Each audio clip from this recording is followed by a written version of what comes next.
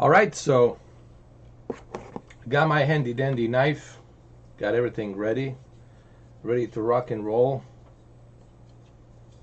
Little Steven Seagal shit, okay? Ready to do this or what? Come on.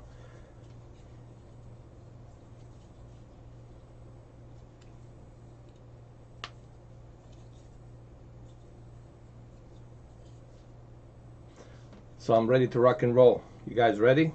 I know I am. Well, let's do it. Finally got it. Finally got this thing. I'm gonna unbox it. It's from stockx. It has the authentication verification on there, as you can see right here. It's all there. I'm gonna go ahead and unbox this thing. Once I unbox it, I'm gonna set it up, boot it up, and then I'm gonna compare it to Nintendo Switch just to see a size comparison between this and Nintendo Switch.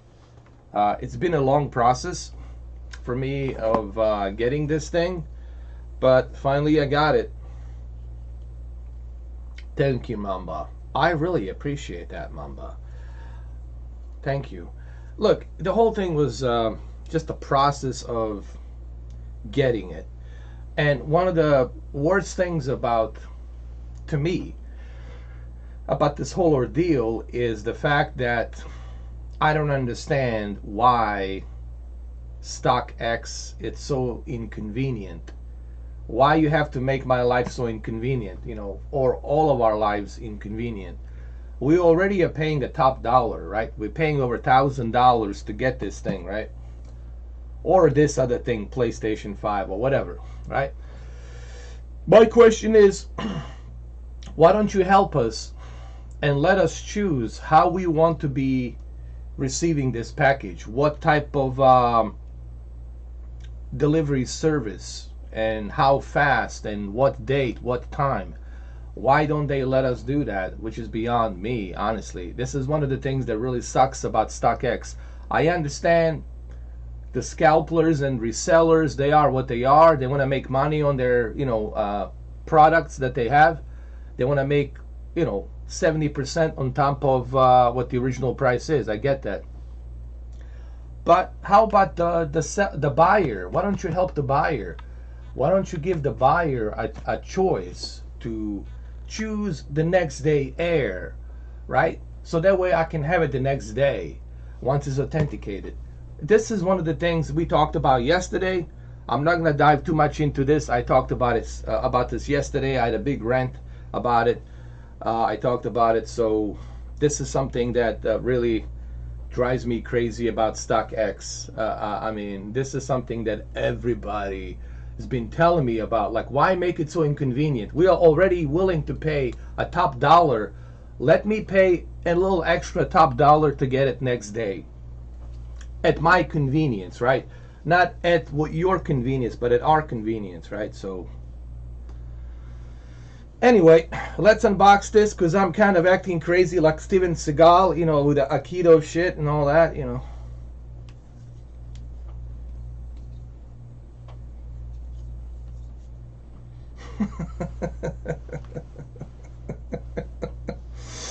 Let's open this sucker up. I need to stop screwing around with this, man. I'm very handy dandy with these CQC knife fightings, you know, all that shit.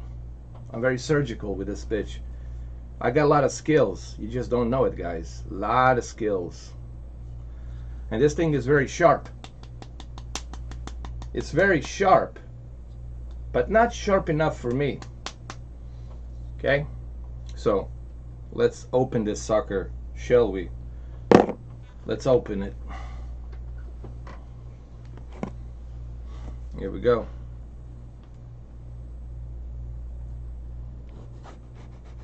I know, Mamba. The whole thing is ridiculous. Why? Come on, come on. There we go.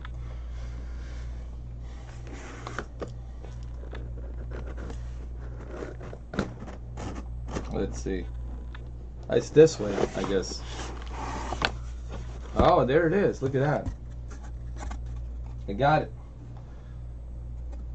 It's in here. It's inside the box. All right. Cool, cool, cool. Cool beans. Let me put this over here. Let's see what's in there. Your games are going places. All right. Well, if you guys can see it.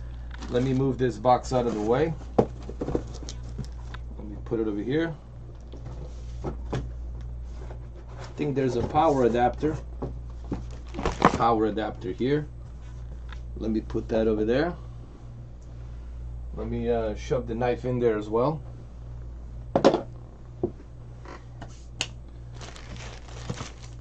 So let's open this. Let's pull this out. Pull it out. There it is. Put that over there. Let's pull this little thing that they have stuck in here. Hold on.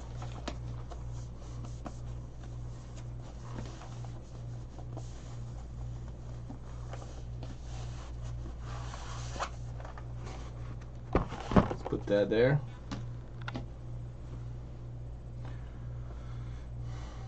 Oh, we're gonna have to use a knife again for the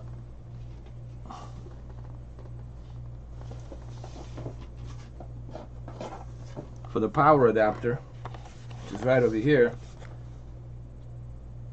So let's surgically open that up.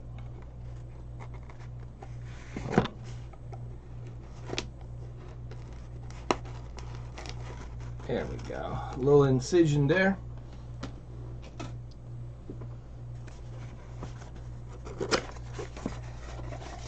There's the power adapter. It's in there. You guys can see it. There it is. There's the power adapter. Put that there. Actually, it's in a good condition. Like, looking at the box, looks like that they really did a good job authenticating this.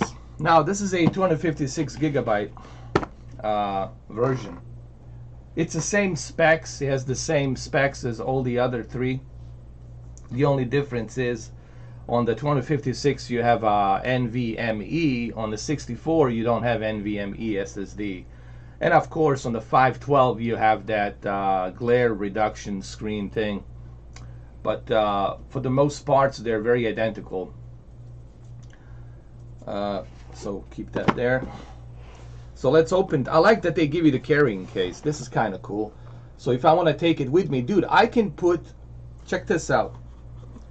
I can put Nintendo Switch and Steam Deck on this case. I can put both of them in there. Yeah, that's pretty cool. So let's unzip it. Let's unzip this sucker. Hold on. Oh wait, we're not done yet. We're not done yet. There's something else here that we need to break. We need to break the seal. There's this thing over here, whatever this is. Need to break the seal.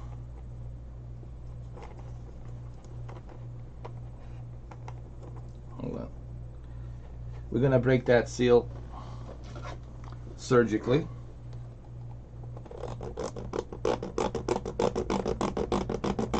Like this. The old-fashioned style. Handy dandy.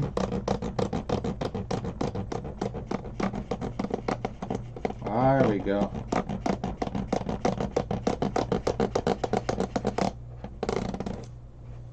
And little incision here, little incision there. Got it? Hold on. I got this. Here we go.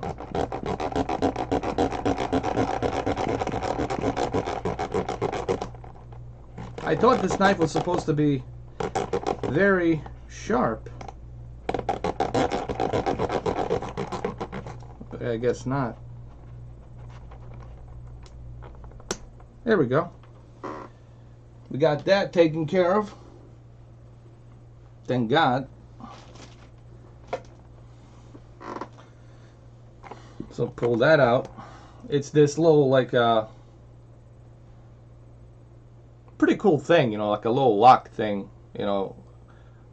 So if somebody tries to steal it, they'll have to go through some sewing like I just did with a knife. But I have this little like sticker, like a tag locker, plastic tag locker that it's keeping you from unzipping it, which is kind of cool. I'm gonna keep this actually. It looks kind of cool. Put it on my keychain. I like it. And then here's the final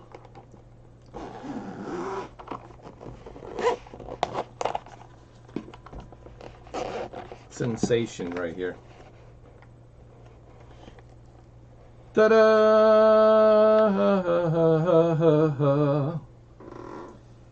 There it is, fellas.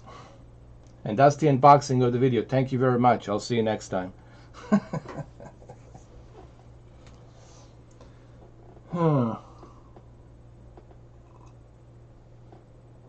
So what I'm gonna do next is I'm gonna go pick up my Nintendo Switch. I'm gonna pick up my Nintendo Switch to look at it for a size comparison, because that's the first thing that you guys required of me yesterday. You told me that you want to see a the size comparison. So I'm gonna tell you just how big this thing is. So I'll try to kind of give you a better idea. I know Mumble already knows. I don't need to tell him. But for the rest of you who don't have it, I'll try to give you a little better point of view. I'll be right back. Ta-da! Yeah, it's time for me to take this knife away. Time for me to finish this whole Steven Seagal shit with a knife, you know, and all this crap.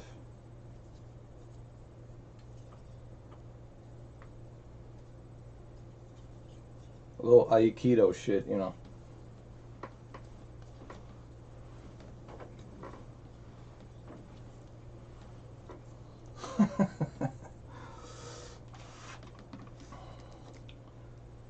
I'll be right back. I gotta take this. I gotta bring this back. I'll be right back. And bring the Nintendo Switch.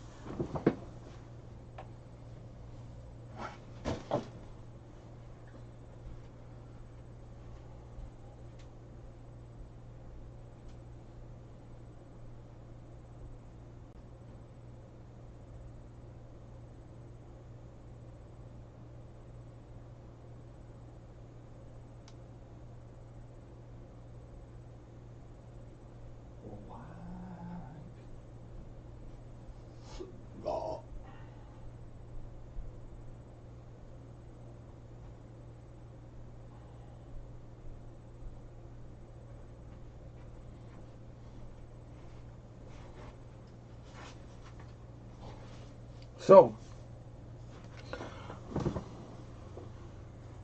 look at the difference. Here, let me show you. Look at the difference. I don't know if my camera can depict it. No!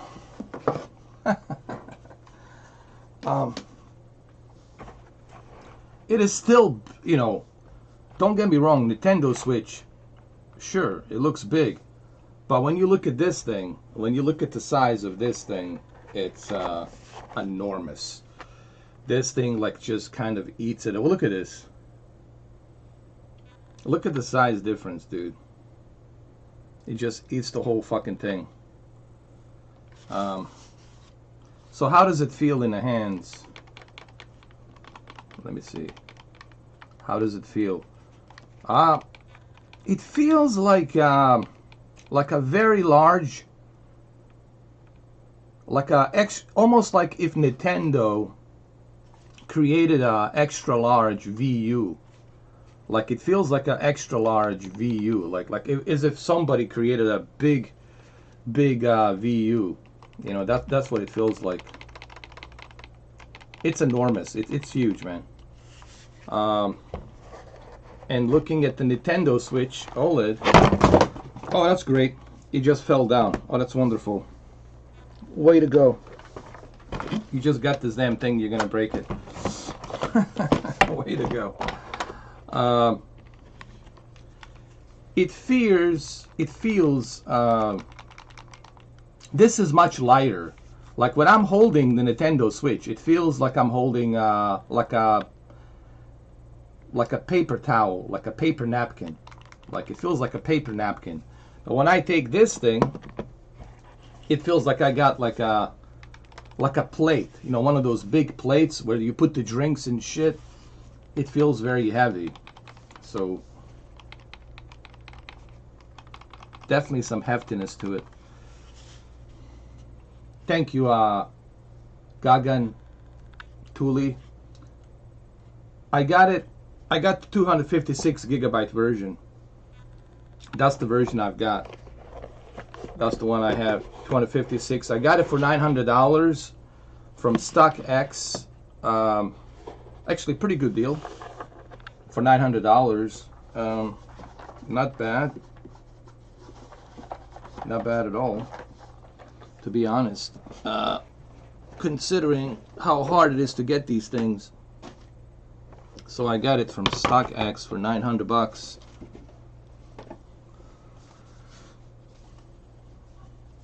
So only put this over here, put that over there.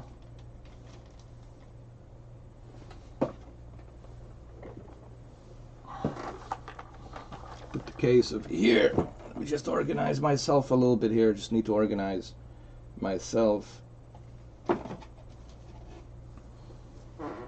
I mean, look at this. Look at Nintendo, like Nintendo Switch. Dude, it's like a little toy. And this is a pretty big screen that Nintendo Switch has, you know. But it looks like a little toy in comparison to this is Nintendo Switch OLED. It looks like a little toy in comparison to this. I mean, look at this. This thing just looks fucking. Here, maybe I can bring the camera a little bit. There you go. Like that. It just looks like a little toy. In contrast, and I know it's difficult for you guys to see that, you know, through a camera. I'm gonna, like I said, I'll do my best here to showcase this, you know. But the thing is huge. I mean, look at this. Look at that. And keep in mind, Nintendo Switch OLED. It's pretty big for its size, considering like how small the original Nintendo Switch was. This is Nintendo Switch OLED, and now look at this thing. This thing, it's massive. It is massive. Hold on, let me clean the screen. I have this cloth to clean the screen. Everything's good here. I don't see any scratches. I don't see anything being tampered with. Everything seems to be legit. This is the cloth that I use to clean my devices. So now let's plug it in, shall we? There's the power cord right here. There it is. Let's plug the sucker in. Oh yeah, man, I definitely tend to make some videos with this, for sure.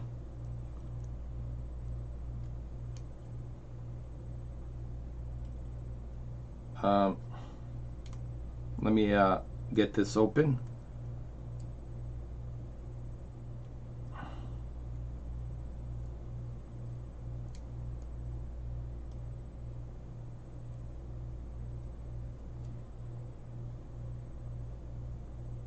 Hold on a sec. I gotta figure this out. Gee whiz, they tightened this up so bad. Oh, there it is. Got it. It's one of those things.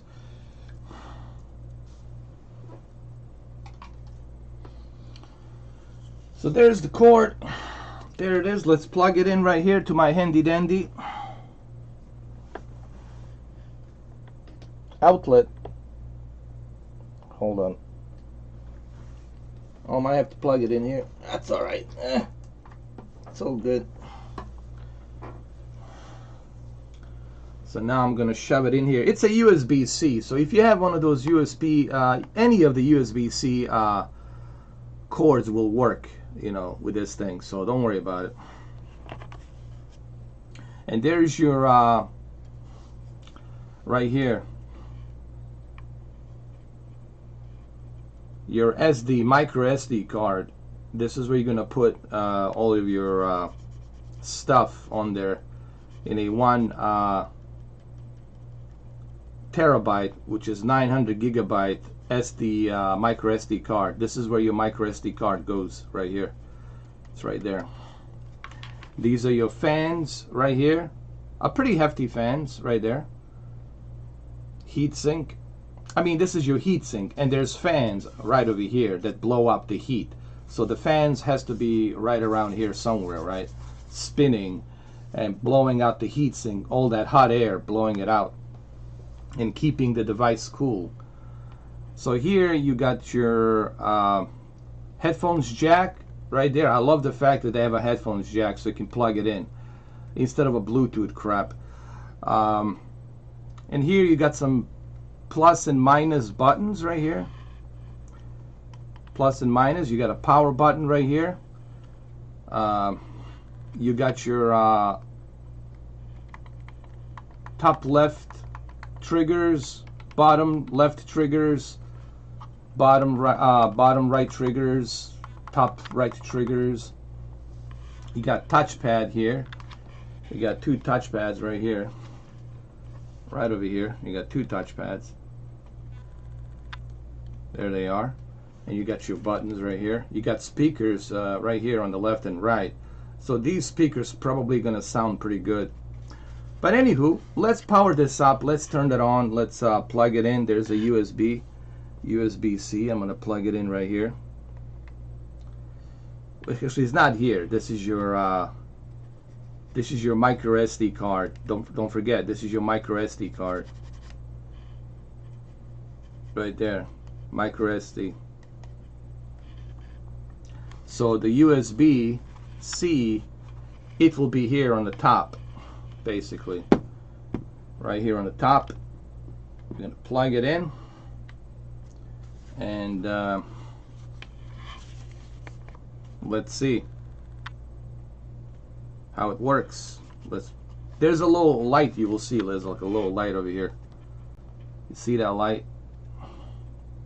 That means that you got power, that the power it's on. It means that that the power is working, that you're getting a supply of a power to this device. There it is right there. And here it turned on automatically. Let me look at the screen. Now there's going to be some glare here because this is one of those versions that has a glare, so that you'll see a bunch of glare. But it's really not that bad looking at it right now. I'm waiting for this thing to boot up.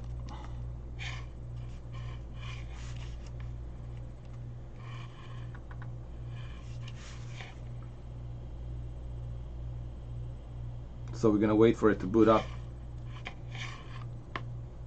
There it is. Takes about a few seconds. Now it tells you right here what time it is. It lets you know the time and and all that stuff. Choose English, right? Now we're going through a setup process. So this is the setup process that we're going through right now. So I'm gonna choose English. I'm gonna go with the Eastern time. It's asking you your time zone basically. So here it's just a setup process, asking you the time zone and all that. So choose your time zone where you live. I'm gonna go with Eastern Standard.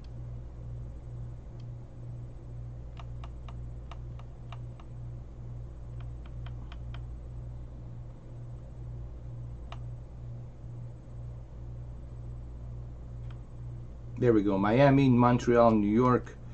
Select. Now the next step is plugging into your Wi-Fi, like your Wi-Fi network. So I'm gonna go ahead and jump into my Wi-Fi network right here. I'm gonna type in the password and all that.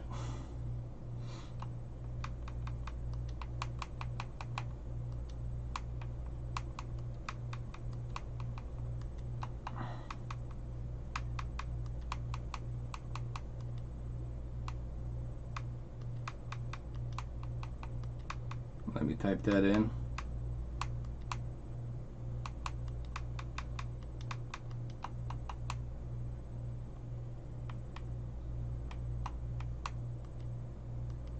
Okay, and let's connect. Now it's connecting to my network.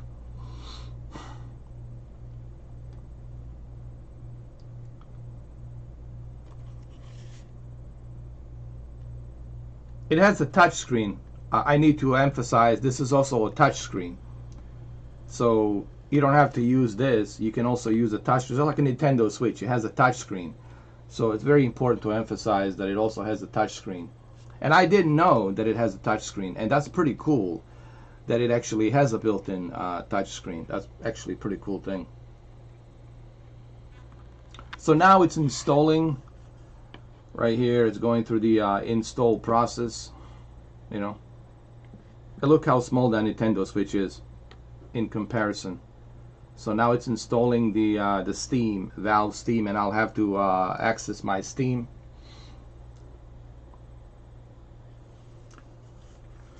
This would be cool for a Game Pass. Oh yeah. I mean, this is pretty cool for a lot of things, man. But my impressions yet, I cannot tell you my impressions yet until I start kind of messing around with it. But looking at the size, it's really big. And the only way for me to describe how I feel about this device, it feels like a very big version of a VU. I mean, VU was big enough, but this feels like a VU extra large version of a VU. I don't know if that makes any sense, but that's that's the only reference point that I can tell you. It feels like a VU extra large version, like some kind of a Batman device. It looks like a bat. It looks like something out of a Batman device, like a Batarang or something. It feels like a very hefty, extra large VU device. For those of you who had VU, you know what I'm talking about. And of course, Nintendo Switch is much lighter. Nintendo Switch, it's like super light. It's like holding a paper napkin. In contrast to this is like holding a plate full of drinks, right? It's like holding a big plate full of drinks, very heavy, and this feels like a paper napkin. So this is much heavier, of course, than Nintendo Switch. Nintendo Switch is much lighter, so there's that. And of course, this is much bigger, more robust, and much heavier. Definitely it's heavy, you know, I'm not gonna lie. You're gonna have a hard time holding this with one hand for a long period of time. Hey Cameron, how you doing? Welcome, brother. So now it's going through the process of installation. So let's see how long is that gonna take.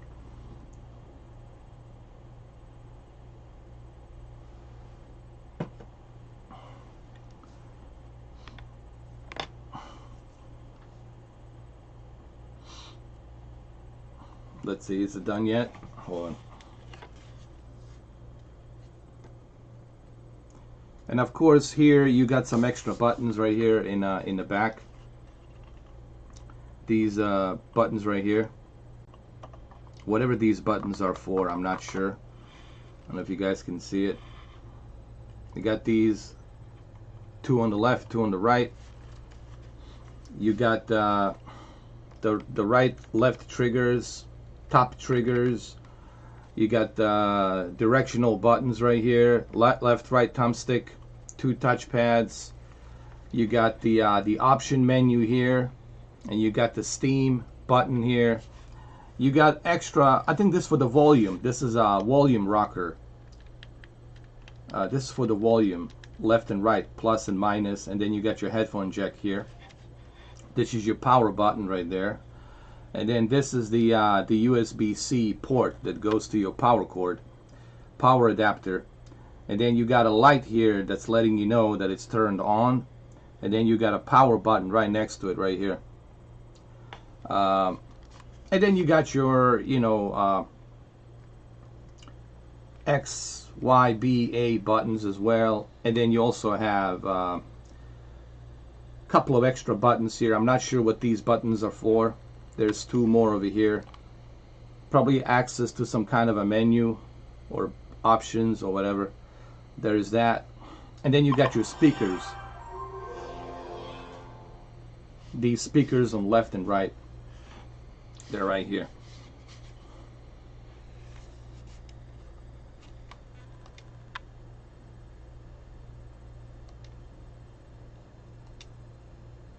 Alright, so now it's asking me to go ahead and sign in to my my Steam account. So I'm gonna go ahead and sign in to my Steam account. The thumbsticks are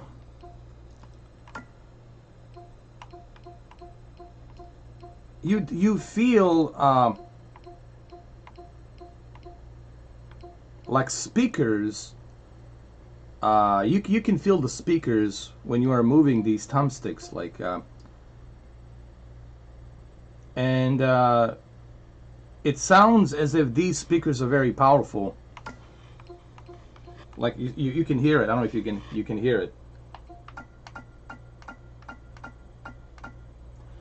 The thumbstick feels like an Xbox. Honestly, like an Xbox. Let me see some. It feels like an Xbox controller thumbstick. Honestly, it really has that Xbox feel to it. There's not wrong with it, you know.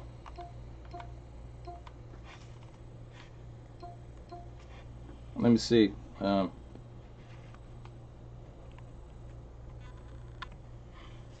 mean, like Xbox and PlayStation, I really can't tell a difference between these thumbsticks.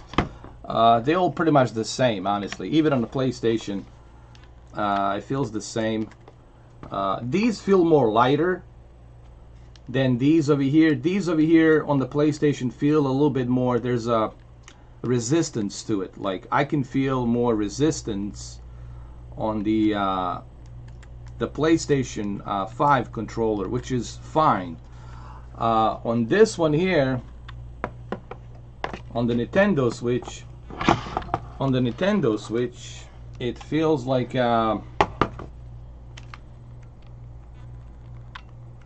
it's much. It's also, there's a resistance. I feel the resistance on the Nintendo Switch. I feel a little bit of more, like the same as I do here. I feel the resistance on the PlayStation 5 as I do on the Nintendo Switch. On this here, on the Steam Deck, it feels a bit lighter. I don't know how to explain it, but it feels more lighter. Like it feels more smoother and lighter. Like it feels very nice. I mean, I don't know if that helps you, Cameron. I don't know if that gives you any perspective. That's just my observation. To me, it feels more lighter. Like there's not too much of resistance. There's sure there's a little bit of resistance in the every thumbstick, but this one feels more lighter. It feels more smoother and lighter, you know.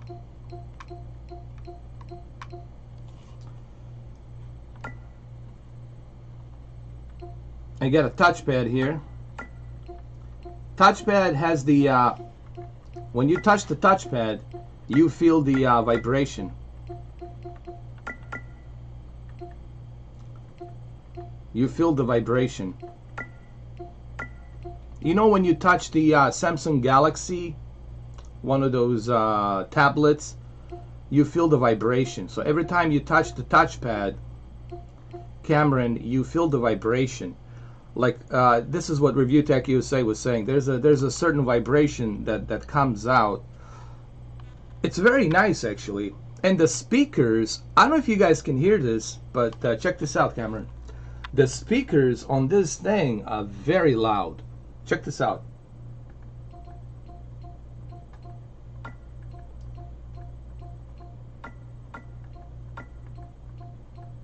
Very loud.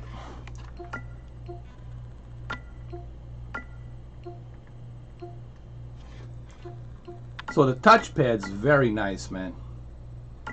This is very nice. I love this. It's like a tickling sensation. Maybe this is something that Gabe Newell likes. You know, he likes to be tickled. It has like a little tickling sensation. It's pretty cool. Very innovative.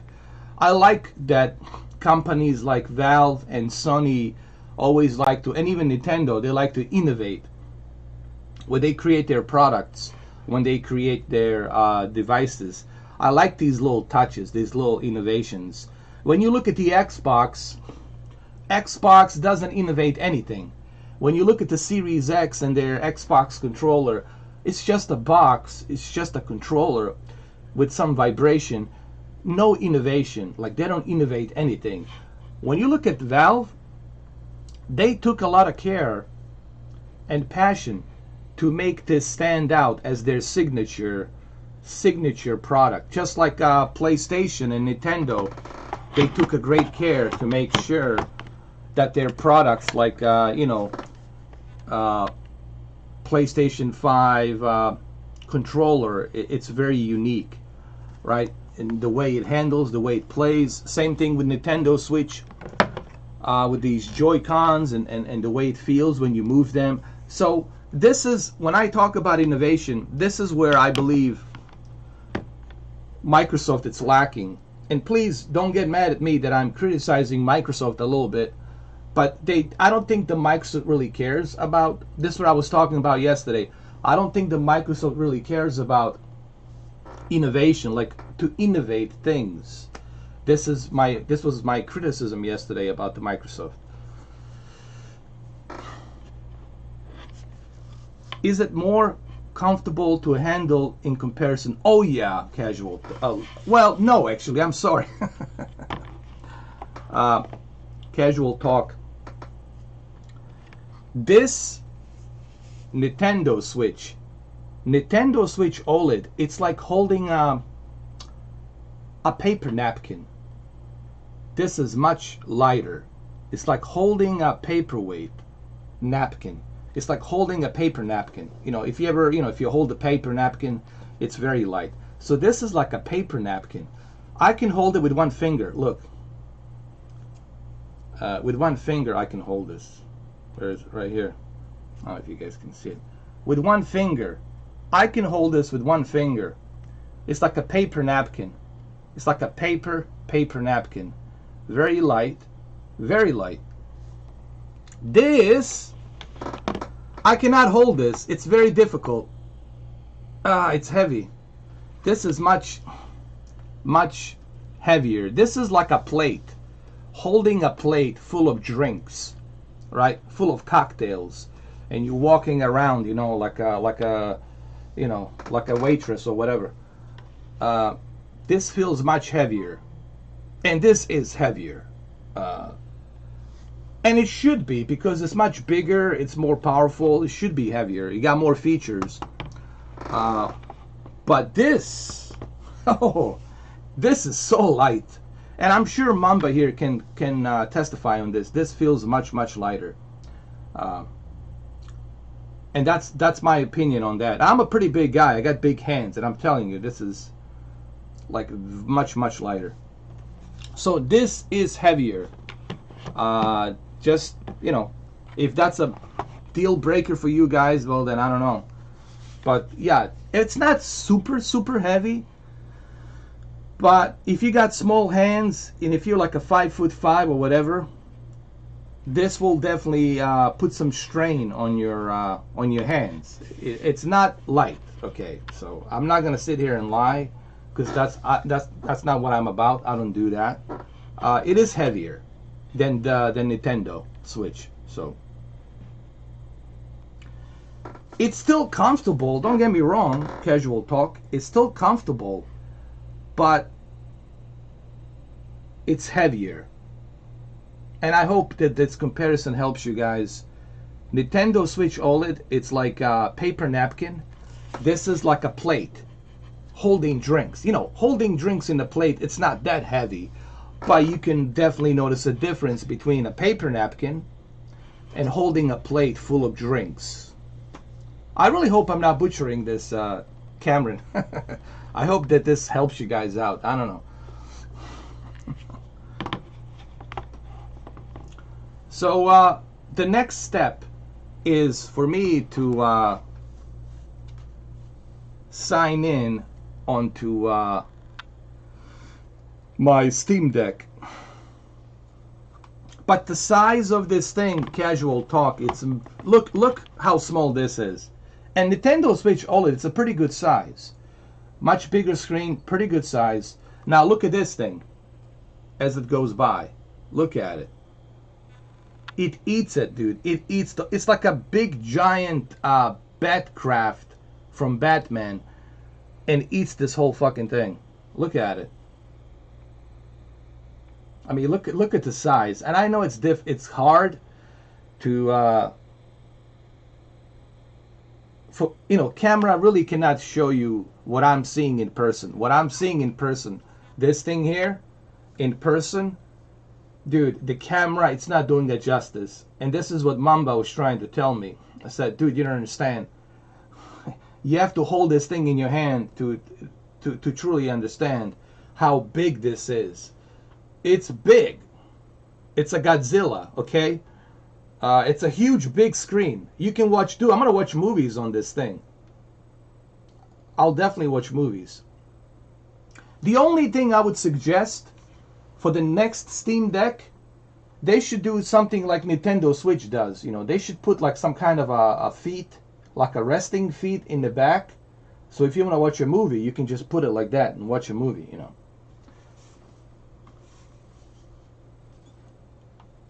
So I'm going to go ahead and I'm going to sign in to my Steam Deck. I'm going to do it right now.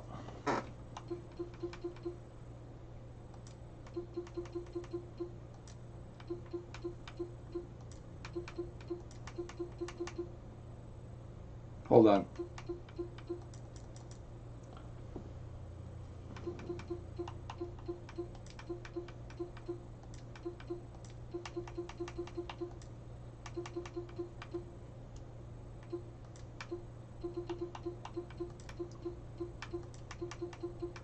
I'm just typing in my username and a password.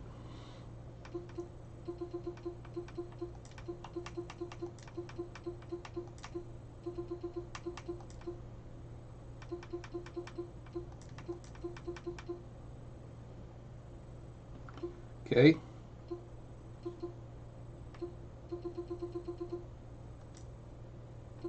Let's put the password.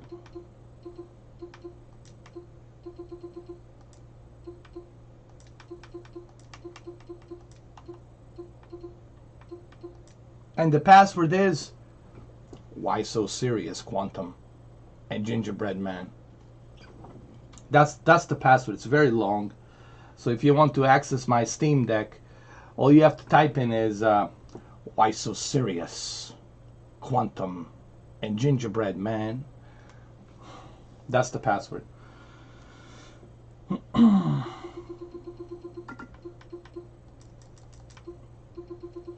It's a long password.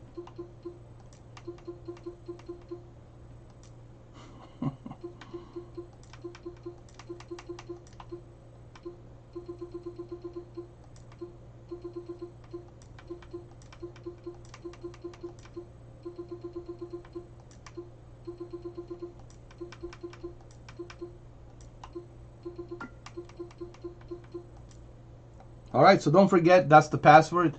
Why so serious, Quantum and Gingerbread Man. Excuse me, why so serious, Quantum TV and Gingerbread Man. That's the password.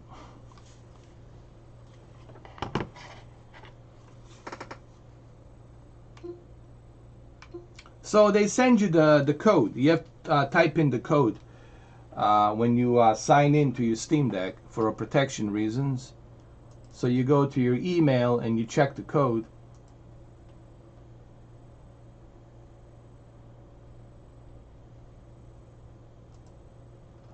And you type it in. And the code is, of course, Why So Serious, Quantum TV, and Gingerbread Man.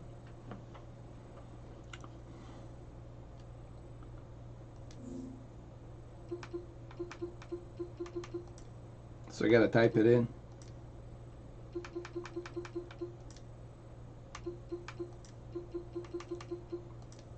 And that's it. I'm done.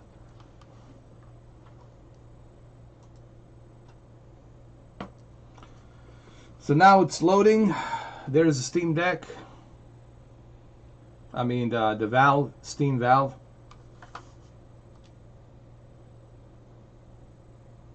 And kind of like Nintendo Switch, you have to press the buttons to unlock it. So I'm gonna press the buttons. There it is. There's games over here like American Truck. Hold on. Let's see what I'm gonna download. We got the Tomb Raider. Shadow of the Tomb Raider. Let's see if it's supported. Oh, it supports Shadow of the Tomb Raider. You know what? I'm really curious to see how it plays the Shadow of the Tomb Raider. I would really like to know how it plays. Let's see what else I have. Death Stranding, Euro Truck, American Truck. I'm looking at oh yeah, the Elden Ring. I'm gonna have to check that out. Sure, of course.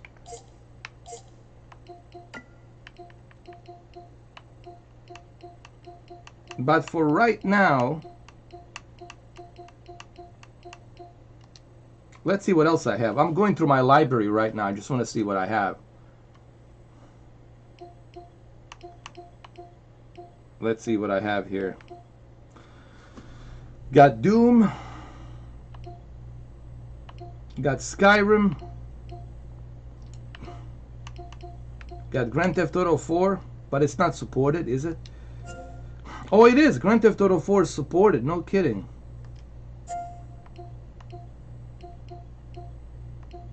Let's see. Even a house party. It's supported. Pretty cool game. Mafia 2. Resident Evil. They got a bunch of stuff here, man.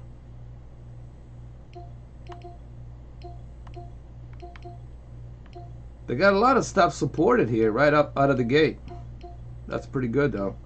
So what game am I gonna try first? Well,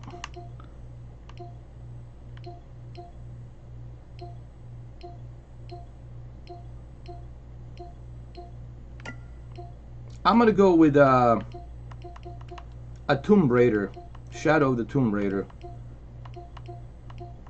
to see how that runs. So where's the Shadow of the Tomb Raider?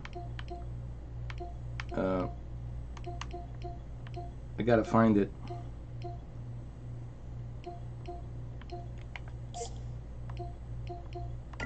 Trying to find it. Where the hell is the Shadow of the Tomb Raider?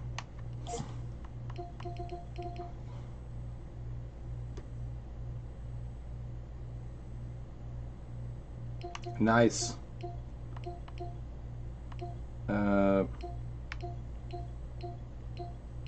Oh, there's a Shadow of the Tomb Raider. So Shadow of the Tomb Raider, game info. Let's see what it says. It's playable, single player. Okay. I'm gonna install it. It's only 35 gigabytes. It shouldn't take that long. I'm gonna try the Shadow of the Tomb Raider.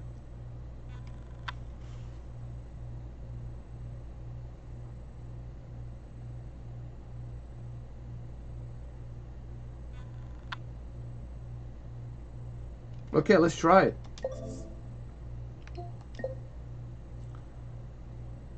Alright, so it's being installed right now. It's being downloaded. There it is. I'm downloading it right now as we speak.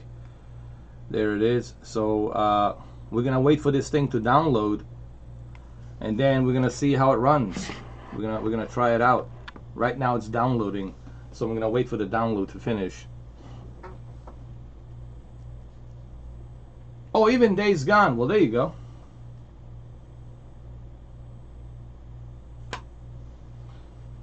They got a lot of stuff, man. They support a lot of stuff. Elden Ring, Days Gone, even Fear, that old game Fear. Review Tech USA was playing it. They support that as well. They got a lot of stuff being supported. So can't wait for this to download just so I can see how it runs. And the Shadow of the Tomb Raider, it's a very demanding game. You know, it has a lot of features graphically built into it. It's very demanding, so I can't wait to check it out, to see how it runs. You know, so I'm really curious about that.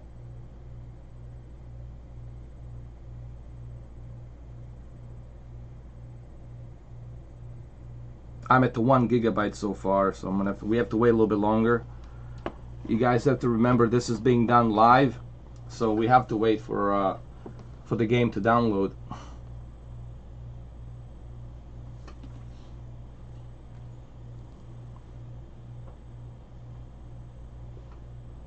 But the screen is nice, I'll tell you that, man. The screen, looking at the screen right now, it's like a IPS panel, dude. It's like a in-plane switching IPS panel. It looks very nice. It's a very hefty size of a screen, and when you see it for the very first time, you're gonna realize that it's like a mini laptop. It's like a tiny little mini Chromebook or something. It really feels, it's just the right size. You know, this screen is just the right size, and like I can easily see myself watching movies on this thing with no problems. Feels very hefty, and it's not bad at all, dude. It's definitely an IPS, dude. It looks like an IPS, like an in-plane switching or something. Looking at it, could be a vertical alignment. Like, I'm not sure if it's an IPS or vertical alignment. Could be a VA, vertical alignment. I don't know. So don't quote me on that. I haven't looked at the specs, but it's definitely not a TN panel. Okay, TN panel would shift colors. This is most likely VA panel or IPS, but most likely VA panel, which is vertical alignment. IPS, in-plane switching, it's a little bit more expensive, so I would say this is more likely a vertical alignment to cut down the cost.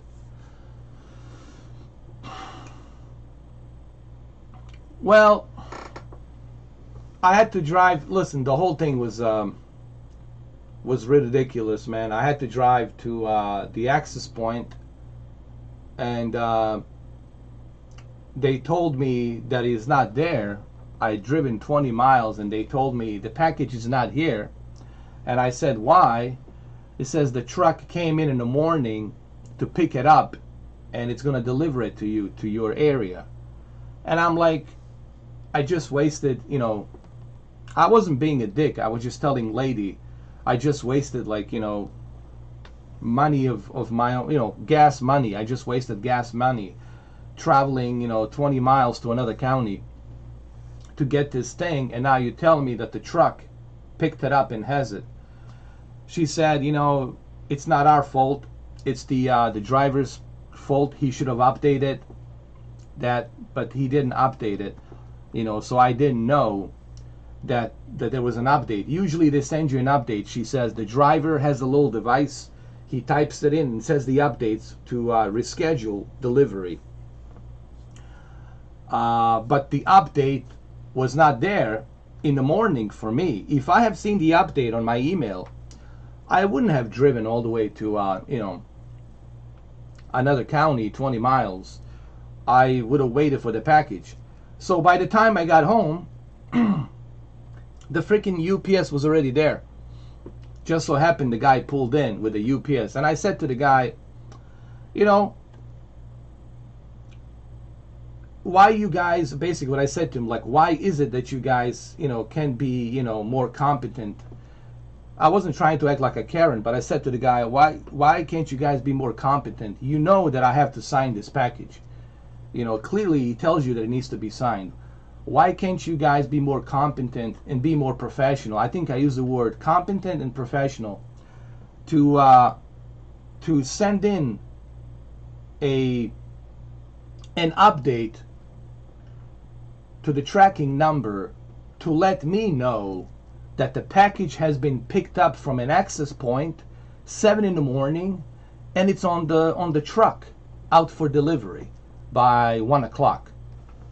Instead of, I'm thinking, because I don't know, I'm thinking that the package is sitting on the access point, which is 20 miles away from me, and I had to drive my ass over there, waste my gas money, and I go there and this lady tells me, sorry, but your package is not here. It got picked up 7 in the morning by the UPS driver. So I asked this UPS driver and he says, that's not me, that was the other guy who did that, who forgot to do that. So the guy who actually picked it up and brought it to the warehouse 7 in the morning, who picked it up and brought it to the warehouse to my area, there was another driver that came in called the UPS ground with a different truck that picked it up and then brought it. So he says it wasn't me, it was the other driver. And I said, it doesn't really matter, guys. I'm just saying in general, it doesn't matter who it is. I think all of you guys should be more professional. You should do your job professional. If you don't like your job, well, then just quit. No one's forcing you to work the job. And you guys get paid good money too doing what you're doing. I'm just simply saying in the future, but he didn't give a fuck, dude. I was like, you know what? I was wasting my goddamn fucking time talking to these people because they don't give a fuck, dude. He doesn't give a fuck. The other guy doesn't give a fuck, dude. I was just wasting my fucking energy talking. I have more chances of getting through talking to a goddamn, wall than I am talking with these incompetent individuals. Like, they really don't give a fuck, dude. It's like, I got deliveries. I was like, whatever, I said, can you, advise your superiors, your supervisors that, people should be more competent? But he didn't give a fuck, So, my whole point is this, to cut the story fucking short. This is one of the problems that I have with stockx. This is one of the issues that I have with stockx, is the fact that it's not bad enough that you're paying an extra money for something that it's not even worth that extra money. To be honest, this is not worth $1,000. It's worth what it's worth, $500, okay? I'm just saying, you can buy a really good laptop, much powerful than this, for $1,000. So it's not bad enough that you're buying something from a reseller, a scalper, who's charging you a triple amount of what the original price is here. And on top of that, the stockx doesn't seem to care about you, the buyer. They're not giving you the option. How do you want the package to be delivered? And I don't understand why I don't do that. I mean, I appreciate that they authenticate the product. I appreciate that they check the product. I appreciate that. But what I don't appreciate is the fact that they are not giving you the option. They're not giving you the option to choose how do you want your package to be delivered, to be more convenient for you. I'm a busy guy. I got shit I gotta do. You guys are busy. You got shit you got fucking gotta do. We all got shit we gotta fucking do. Give me the fucking convenience. Give me a option to choose how I want this package to be delivered at my convenience. So that way I can get it whenever I want to get it at whatever time and the date I want to get it. So I can do some planning on when I can get this package. But they don't give you that option. And then you have to deal with this bullshit. Because you have to sign the package. They're not going to leave it at the door for you. When it comes to stockx, you have to sign the fucking thing because it's between you and the seller. stockx is just authenticating this shit. But stockx doesn't give you that option. This is one of the things that sucks about this company, dude. They won't give you that simple fucking thing. You know. And this is why I don't think I'll ever buy from stockx again, dude. To be honest with you guys. Because I don't have time really to deal with this kind of a shit, man. It's very inconvenient, man. It's very stressful, inconvenient, and it's something that's not worth it to me, personally, to deal with this bullshit. Because it is bullshit. Because I'm a busy guy. The YouTube is not my main gig. I do this as a hobby. And I'm fucking busy. I was working overtime, over 16 hours fucking overtime I was working. Yesterday, the day before yesterday. I'm a busy fucking guy. I don't have time to fuck around, to be going on some wild goose fucking chase, chasing some product that I fucking paid hard-earned cash for it. So this is one of the things that sucks, for the record, that sucks about stockx. It's one of the things that big fucking turnoff to me. It's a big fucking turnoff for me personally. And I think this will be my last purchase from stockx, to be honest. I don't give a shit about PlayStation VR. Whenever the fuck I'm able to buy it, I'll buy it. I don't care. I don't want to deal with this this nonsense, dude. If they change their policy, if they give you the option to choose how you want your package to be shipped, then yeah, I'll buy a PlayStation VR 2 from stockx. If I can choose the next day fucking air to have it delivered to me the next fucking day, or whenever, 2 days or whatever. If they do that, then yeah, I can see reason for me to continue to get some stuff from stockx. But right now, it's a headache, Cameron. It's a pain in the fucking ass. It's a fucking headache. You have no idea the kind of fucking pain I had to go through to get this fucking shit. And I shouldn't have to go through this bullshit pain. Because I'm paying a top fucking dollar. I shouldn't have to fucking go through this shit. They should give me the option. The option should be there for people to choose how they want their products to be delivered. And this is something that really stinks about this company, dude. You know. And they have no customer service. The customer service is not existent. Barely nothing. You got to talk to some chat bot, and then the chat bot sends you a code to talk to some affiliates, to some guy sitting in his shorts at home, and you gotta talk to some guy sitting in his fucking boxers, you know, telling you, reading a teleprompter, telling you the guidelines and the rules of the stockx. We reserve the right. You know, I reserve the right to stroke my cock right now. How about that? So it's a pain in the fucking ass.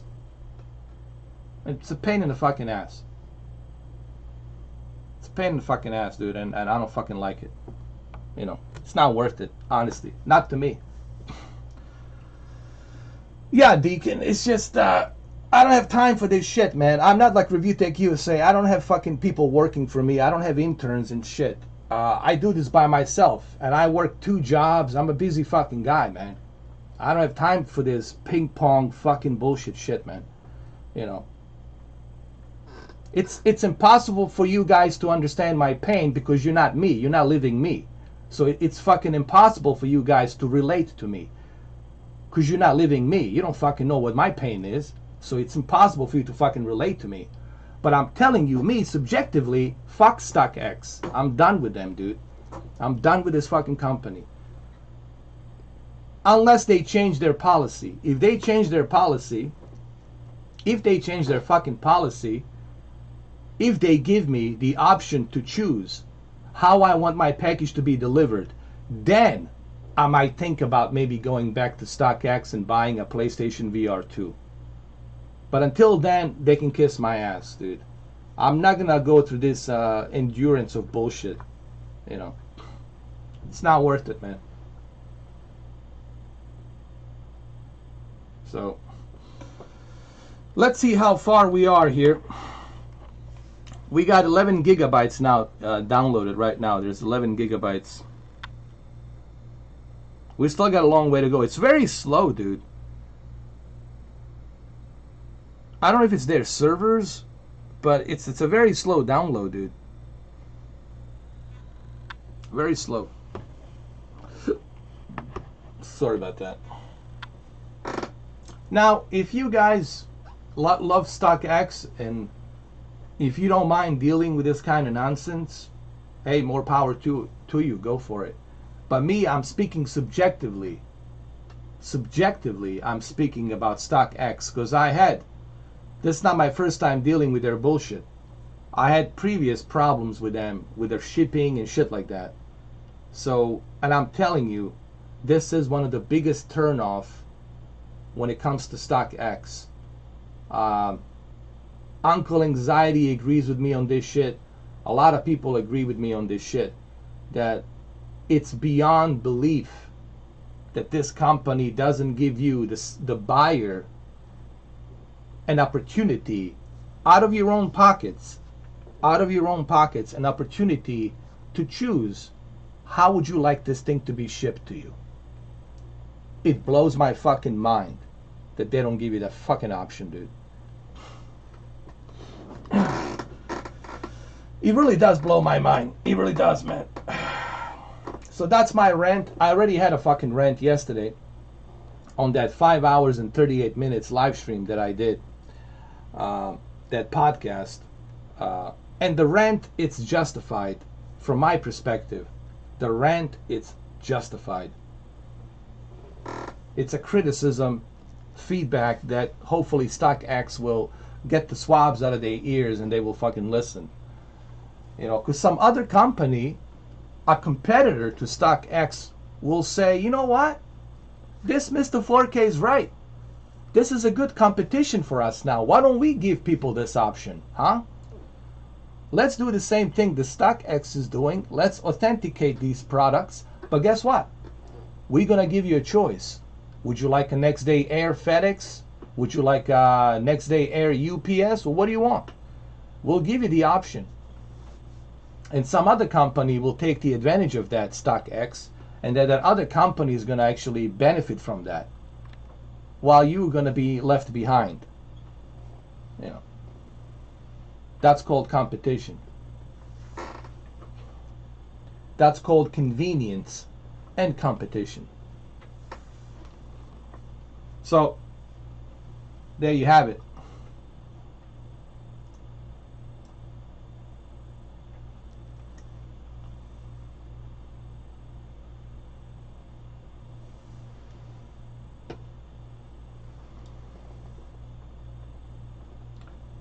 I don't even know what's the point, dude. Deacon, I don't even know what's the point of that chat bot.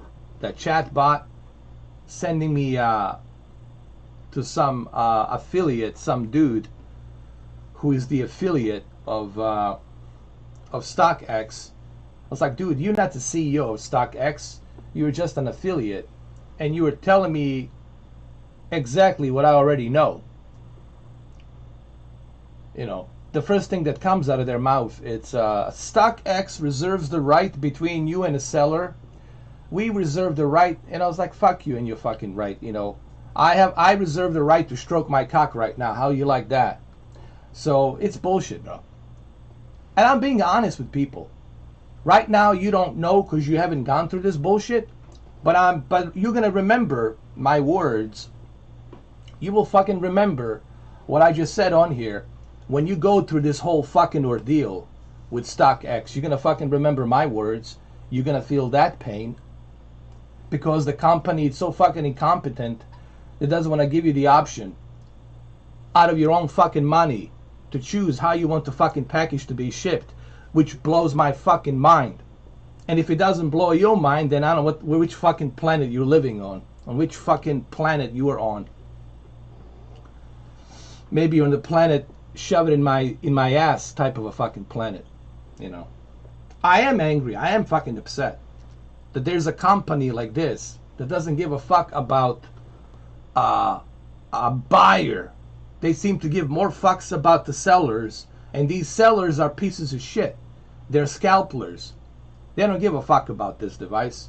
They don't give a fuck about you. They just want to make money off of you. They want to fuck you in the ass and make money off of you. So fuck them. That's what I would say to the seller. Go fuck yourself. You know, hopefully, you know, whatever. Hopefully, maybe, I don't know, that fucking warehouse where you left all your fucking products will burn in fire, and all your fucking products will fucking go in ashes. Fuck you.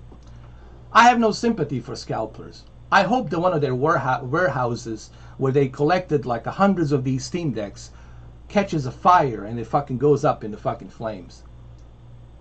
Same thing with the PlayStation and the Xbox. Fuck these scalpers, dude. Fuck them. I have no sympathy for them. Where the fuck is their sympathy for us? Hard-working fucking people ripping us out of our fucking money. Fuck those guys. Fuck them. I feel about them as they do feel about me. It's fucking fair, so fuck them. Fuck them. That's my message to them. Hopefully their warehouse will catch a fucking fire and all their products will go into flames and they're gonna lose all that fucking money. Hopefully. You know. A lightning strikes. How about that? A lightning strikes their fucking warehouse and it catches a fucking fire and all their products goes into flames and they lose all that money. I would love to see that shit. I would love to see that shit, man. I hate fucking scalpers. I hate these motherfuckers. I do. I hate them with passion.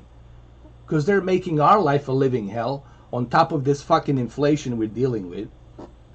Can't buy a graphics card. Can't buy lightning equipment. Can't buy a fucking microphone. Because some scalper out there, low-life ghetto motherfucker, piece of shit asshole, it's collecting all that shit and stacking it up in some fucking warehouse, storage room, whatever the fuck he has it. You know? That's how I feel about scalpers. That's how I feel about these resellers, motherfuckers. You know? So anyway, don't get me started with resellers and scalpers. I hate these motherfuckers with passion. I do. I'm going to say it publicly. I hate them with fucking passion. And you should hate them too with passion. Because they don't give a fuck about you. Why the fuck should you give a fuck about them? Fuck them. You know, hopefully karma hits them. Hopefully the lightning strikes and their storage room catches a fucking fire and all that money goes into fucking flames. Fuck these guys, man. Fuck them. Fuck them every day till Sunday. How about that? That's just me. But that's just me. That's just me. Maybe I'm the only fucking guy with the balls here to fucking say it publicly. Everybody else got pussies, you know, leaking, you know, like a tuna fish. Bunch of cunts just leaking shit. Pussy leaks. You know. What was that, Cameron? Does the Steam Deck have Ethernet port? Unfortunately, there is no Ethernet port. They don't have it.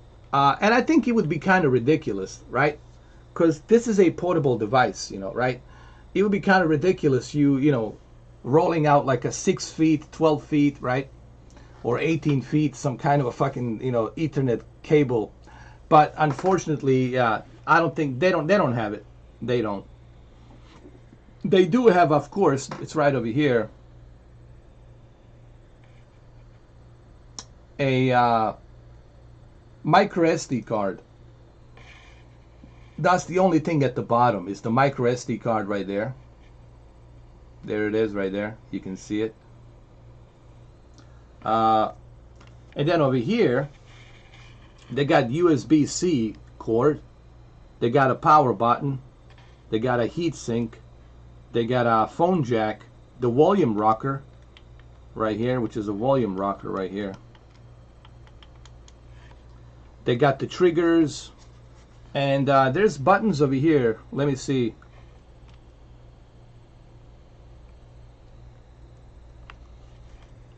Steam buttons. So there's a Steam button here, the home button. So when you click on this home button right here, well, let me move this over here a little bit. Let me put this over here like this. So over here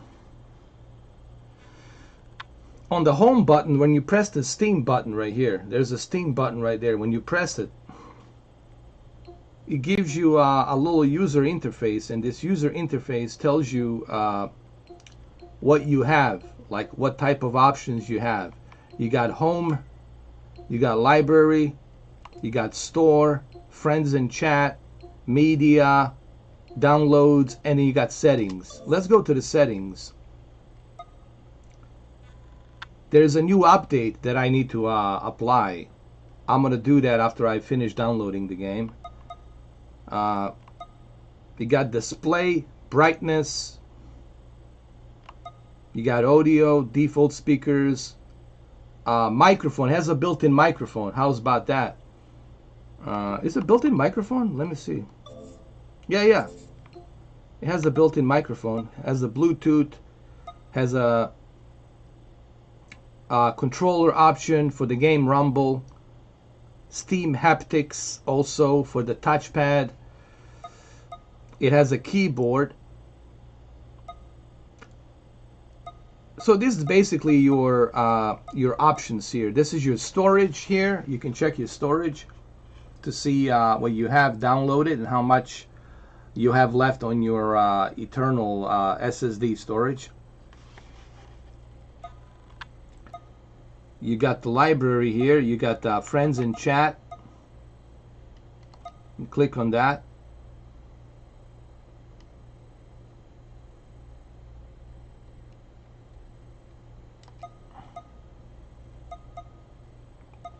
And let's see what else. So basically this is just a layout. When you press the Steam button right here, this is basically your layout menu of all the settings for you to go through. And there's an update that needs to be updated as well.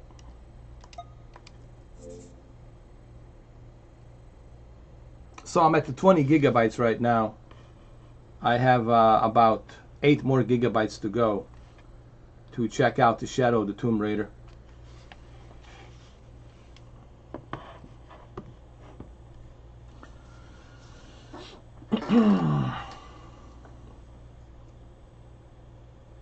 But yeah, no Ethernet port for this. Maybe in the future they might have like an adapter. Like I can see them making an adapter or something where you can attach some sort of an adapter where you can choose Ethernet cable.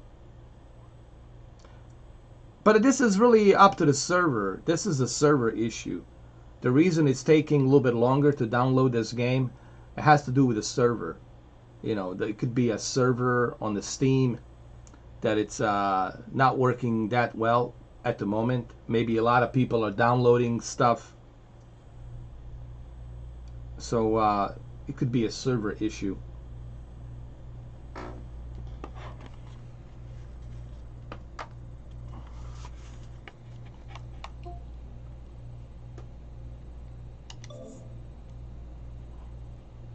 And also there's this thing, when you click on a game, it let you know what the compatibility is on the Steam games. It lets you know like how well does the game run, at what it supports, what it doesn't support, and stuff like that.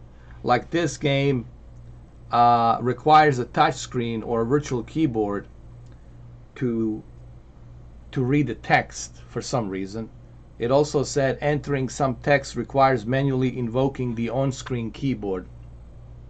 This game displays compatibility warnings when running on Steam Deck. But for the most part, they're saying that this game works, but there's some small little things that you'll have to adjust, you know.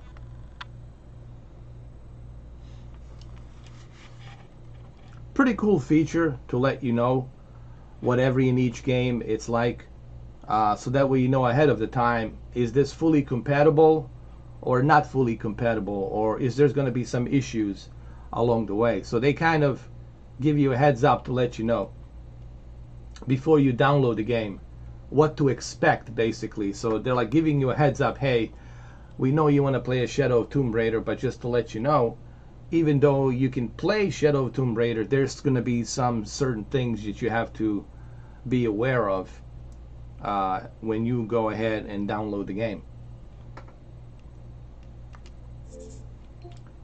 Pretty cool features, you know, to have, to let you know.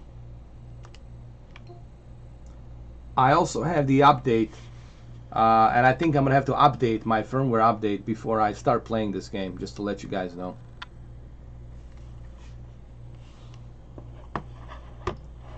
I got about 7 gigabytes left. Yeah, total of 7 gigs.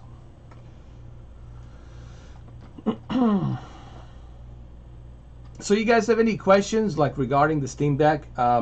Like Nintendo Switch obviously has an OLED screen, so it's gonna look better. Obviously, you know, the OLED is OLED. You know, there's no you know, two ways about that. The OLED, it's OLED. It's gonna always look better. But one of the things that you noticed right away about the Nintendo Switch and the Steam Deck is the fact that it's much lighter. Like Nintendo Switch, it's like a napkin, dude, like holding a napkin in comparison to this thing. This is like holding a plate. Okay, this is like holding a plate versus the why is the gingerbread being recommended to me? Hold on.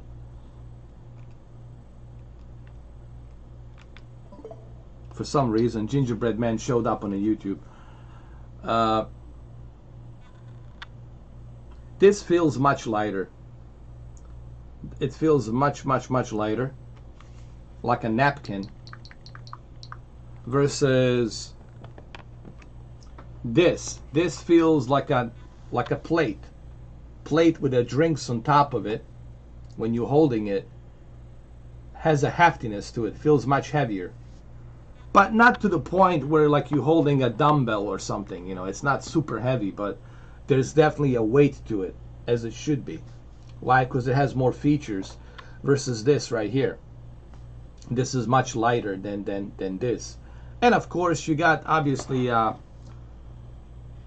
screen. It's a bit wider when it comes to Nintendo Switch, while the screen over here, it's more higher. So the screen is much higher here, while the screen here is much wider. I would say that Nintendo Switch probably is better for the movies because of its widescreen that it has, you know, that widescreen ratio, versus this here, it's square, but it's much higher it's much higher vertically.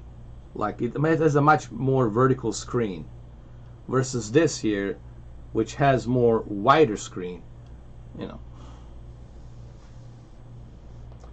It feels like the mouse touchpad feels like a how would I say this? Like a Samsung Galaxy touchscreen tablet. You ever had a Samsung Galaxy Tab? It's kind of like that. It feels like that. It feels like Samsung Galaxy Tab. You know, it has the little tickling sensation. So when you press it, it has the little tickling sensation, which is not bad. You know, it's kind of unique. It's very unique, and it's cool. But if you ever had Samsung Galaxy Tab, you know what I'm talking about. You know, Samsung Galaxy Tab, when you type in the keyboard, the virtual keyboard, you get that sensation when you touch on the screen. You get that vibration, tickling vibration, if you will. Like the "Och mi bad," you know?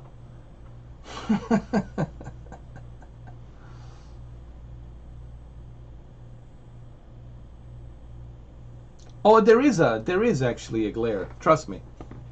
It's just here, I'll show you. There is a glare here too. There is.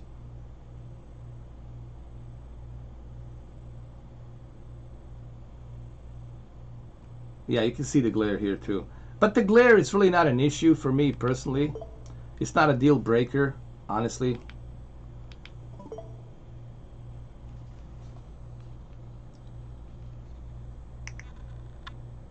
Let me turn off the YouTube. Hold on, over here on Nintendo.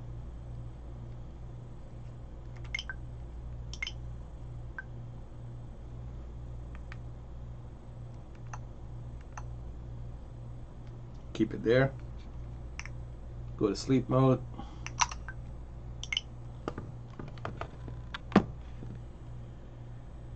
And I noticed that the screen gets very hot.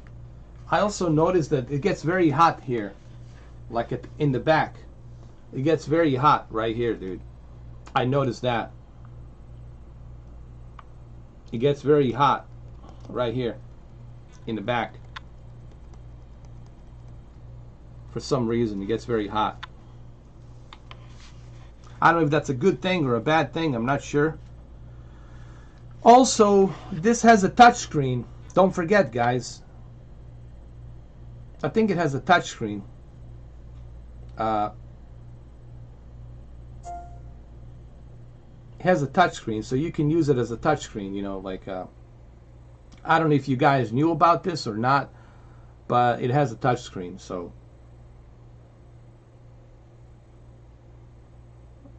I don't know if you guys knew about that or not, but yeah, it has a touchscreen just like Nintendo Switch has a touchscreen, so you can touch it, move it. There it is.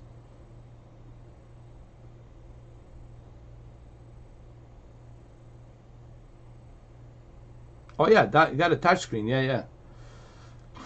So maybe you don't want to use the touchpad, so maybe you want to use a touchscreen. So you can go back to the Steam Deck. There it is. Go to Home. And there you go. Yeah, touchscreen.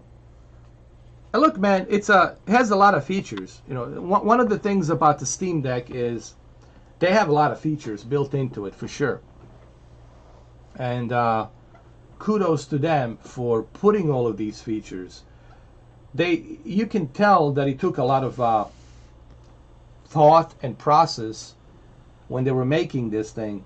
They were really thinking about how we can make this thing, you know, be very unique for our customers, for our fans, to give them the most possible, best way to conveniently play these games. So there's that, you know, there's that. Kudos to them for being innovative, you know, versus like Xbox. When I look at the Xbox, I don't see anything innovative. I just see a square box that looks like an ashtray next to the elevator, or in the lobby, you know, one of those ashtrays next to the elevator, where you put the cigarettes and all that shit. Like a simple square box, and a controller.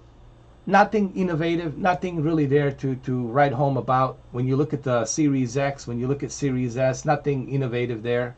To me, Microsoft really never innovates anything where I could say they innovated something. When you look at the PlayStation, when you look at Nintendo, when you look at Steam Deck from Valve, they're innovative. They're always innovative. They have innovative process. They're always inventing something. Even on the Steam Valve Index, they innovate much better way for you to control virtual reality and all that.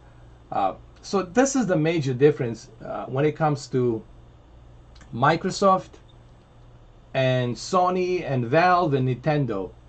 You know, the only thing that to me personally that Microsoft has going for them, it's Game Pass. But in terms of hardware, they suck. I mean, let's be honest. Microsoft never really was good when it comes to hardware. Even their keyboards, they sucked. Even their mouses back in 1990s, late 1990s, they sucked. So to me, Microsoft was never a household name of hardware. Really, I never like considered them to be successful when it comes to hardware. The only thing that they were successful at was the first Xbox and a 360. That was the only like the good thing that they had going for them. You know, the original Xbox and the 360. But even with the 360, what exactly did they innovate? They couldn't put a HD DVD player in there. You had to go buy it from Toshiba. They couldn't put a Blu-ray in there. They couldn't put any motion sensors on the controller like the PlayStation 3 did. So this is what me and Cameron and others talked about, and Sasha talked about yesterday. This is the huge gap between like Japanese companies, Valve, and others who actually innovate their products. Look at Tesla. He always Elon Musk. He always innovate his products so that way they can stand out. While the Microsoft doesn't do that. They never do that. They never did that. They can't even build virtual reality, but even though they have Windows Mixed Reality. The only thing that Xbox is focused on is the service. The only thing that they're focused on is the service. Game Pass. And that's it. That's what I look at. I look at Xbox now as a Netflix. They're only focused on a service. Not so much about building a new hardware, being more innovative, not so much on working on these huge AAA games, right? Exclusives. I don't see them doing that. All I see them doing is buying these companies and buying quantity of games so they can extend their service and make their service bigger. But I don't see anything innovative when you look at like Sony and Nintendo and even Sega in the past. You know, there was an innovation there. Look at Dreamcast and how innovative that was. Kinect, give me a break, really. Kinect, I'm going to pretend that I'm holding something. I'm going to pretend that I'm playing Call of Duty. I can do that without Kinect, you know. I don't need a Kinect to tell me that I'm imagining something. Pew, pew, pew, pew, pew. Pew, pew, pew, pew. Sony invented a gun controller with the PlayStation VR, which I have. I have that controller. Where I play games like that tactical shooter game on the PlayStation VR. I have that gun. I have it. Actually, let me show it to you. Hold on, I'll be right back. Hold on. I'll show it to you. I'll bring it. Hold on.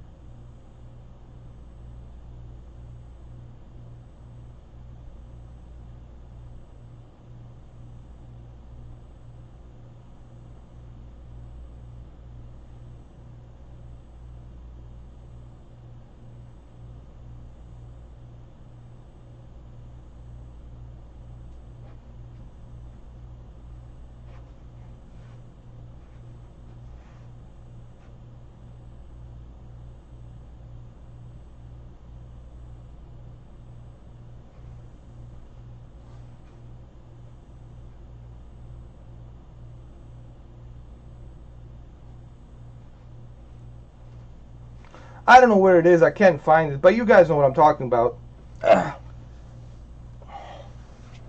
I'm talking about, you know, that that gun controller with a PlayStation Move. You know, when you're playing these games like you know, first-person shooter games, they have this controller, right? It's like a rifle, and you put on a VR headset, and you got this controller, so you feel like you're holding a rifle. When you're shooting, there's a vibration, so you feel like you really have a rifle on, right? So that was like something that you know, Sony has innovated. Microsoft hasn't done that, you know. So that was my whole point, you know.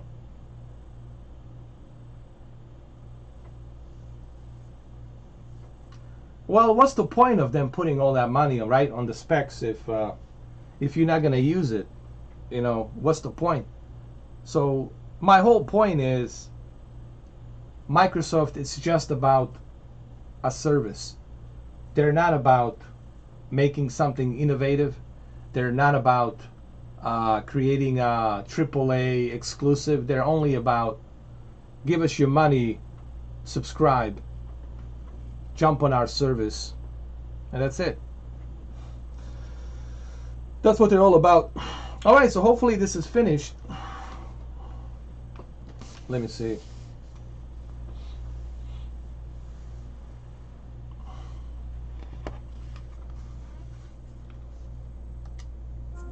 Okay, so I'm going to go ahead and play it. It took a while to download the game. Took a while to download the game, so let's go ahead, let's start it. So anyway, my whole point about this whole thing is, unless you've been living under a rock, or unless you've been ignorant your entire life, you do know that when it comes to innovation, when it comes to creating something more innovative, Microsoft has no credibility on that. They can't even create a controller worth of shit. They can't even create a console that's innovative. They can't create a virtual reality headset. I mean, I would love to see Microsoft create something state-of-the-art, innovative equipment, some new technology. They don't even have a Move controllers, dude. They don't even have that. Like a simple Move controllers. Don't you think it would have been much better to play Halo with a Move controller, right? To play Halo with a Move controller, right? They don't even have that, bro. They don't even have that. But they're spreading all this money, you know, 70 billion here, 80 billion there, 100 billion here, or whatever. Hypothetically speaking, right? So, unless you're an Xbox fanboy, you will not understand this, you know.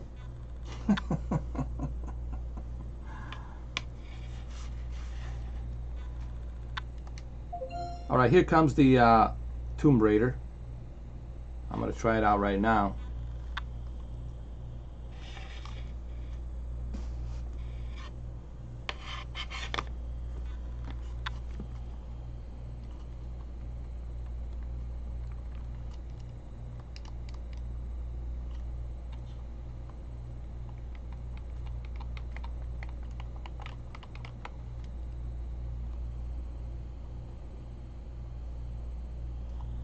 See how it is.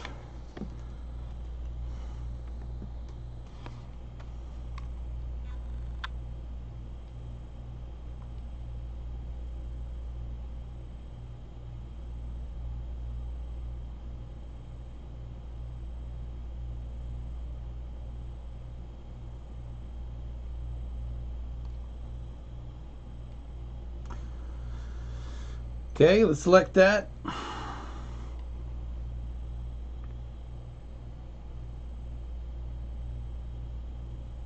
I got the volume all cranked up. Okay.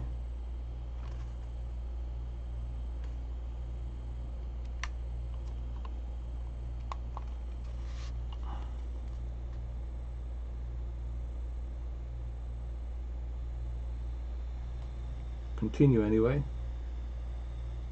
Alright, so there's this Tomb Raider right here. It's letting me know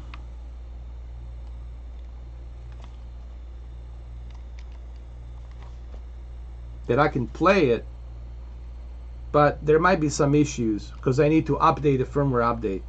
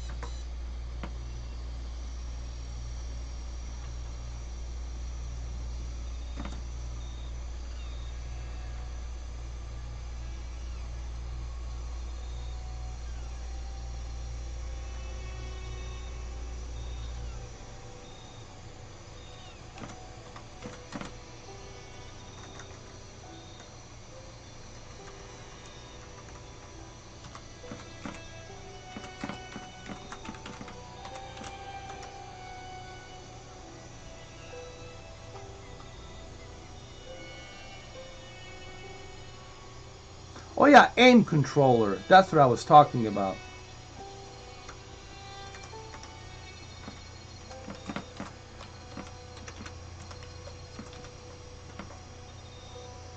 Yeah, the aim controller, dude. Like, that's one of the cool, unique things that the Sony has innovated with PlayStation is the aim controller. And when you put on the PlayStation VR and you use the aim controller, dude, it's so much better experience playing it. So that's what I meant. That's what I was looking for. The aim controller. And you can buy aim controller for like 50 bucks. What was it? $35. It's very cheap. You can play games like Firewall, which is like a tactical first-person shooter game. So aim controller, that's what I meant. The aim controller with a PlayStation VR. And this is something that Sony has innovated since 2015. Since 2015. No, is it 2015? No, I'm sorry. 2017. I'm sorry. Since 2017, they came out with this aim controller, and this aim controller has built-in mechanism, vibration, motion sensor, everything. So when you're playing a first-person shooter game, you feel like you're holding a real gun. You feel like you're holding a real gun. So I don't know if you guys ever tried that. If you ever tried the PlayStation VR with an aim controller, if you haven't, I highly suggest that you try PlayStation VR with an aim controller. It's so much better, dude.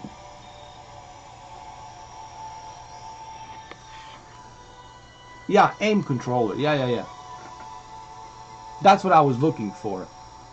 I have it somewhere in the house, but I don't know where it's at. It's somewhere in the house.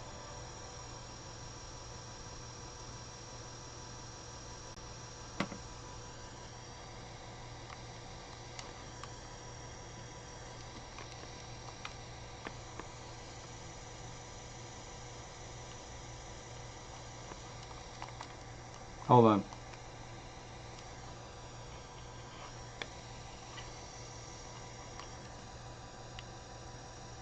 I have to restart this. I have to update my my Linux. I have to update Linux before I can start the Shadow Tomb Raider. Alright, thank you, Mamba. I'm gonna get going soon, pretty soon, because I'm tired, man. I got some stuff I gotta do as well. You know, I just wanted to do this because you guys asked me to do it. I'm fucking tired too, man. I need a fucking vacation, dude. You know. because it's been fucking crazy past couple of weeks, man.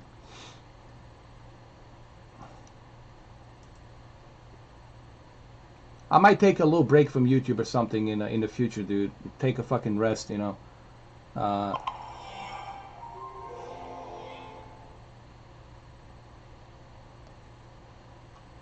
Because I've been working like fucking crazy, dude. Some crazy fucking hours and whatnot.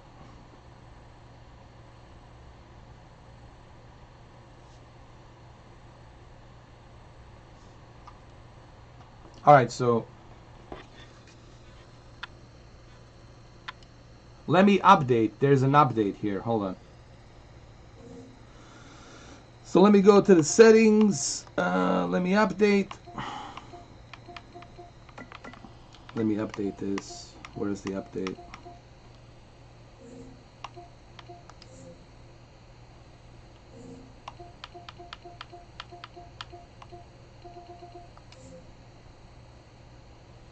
I think it's already updated automatically.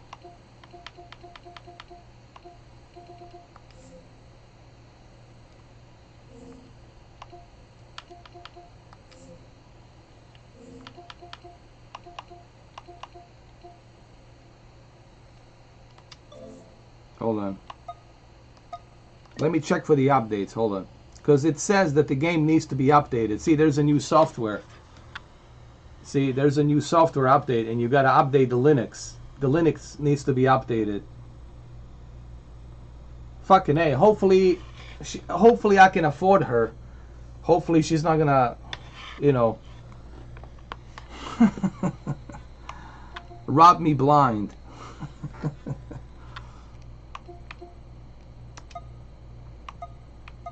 So let me update this.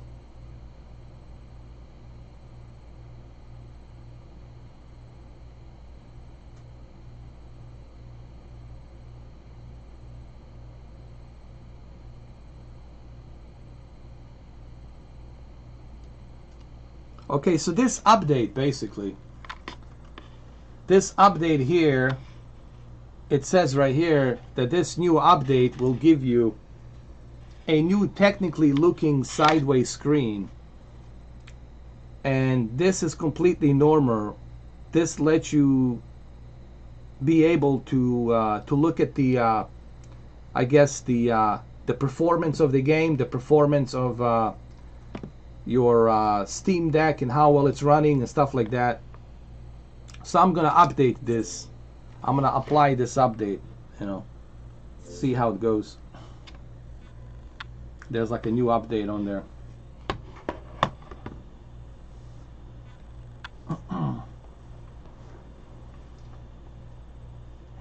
If she is free, dude, I'll take the massage.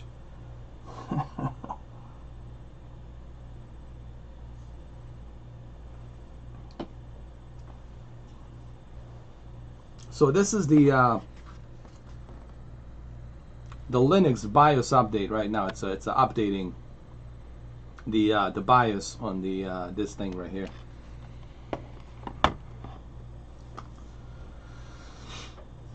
Yeah, Latinas are too expensive, man. They want that money.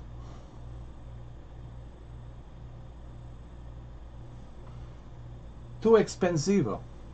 Too expensive. Ah.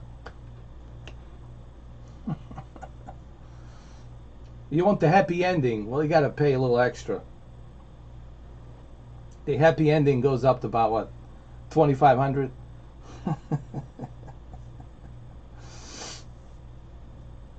All right. So what's happening right now? This is being updated. This is the Linux firmware updates being updated. So that's what's going on right now.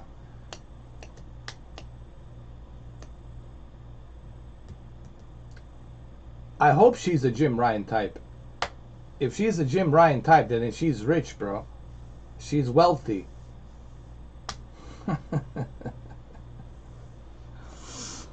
Having a wealthy, you know, mistress is pretty good.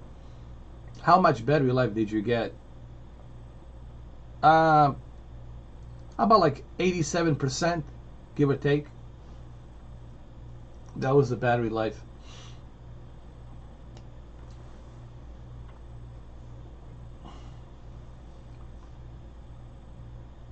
The best battery life, my friend, is this thing right here. Is this thing right here, dude. This is my Z Fold 3. My Z Fold 3. This is the best, dude. This thing right here has the best battery life I have ever seen, dude. This is probably one of the best Samsung phones I have ever had, dude. This thing, it's awesome. It has the best battery life I have ever seen, period.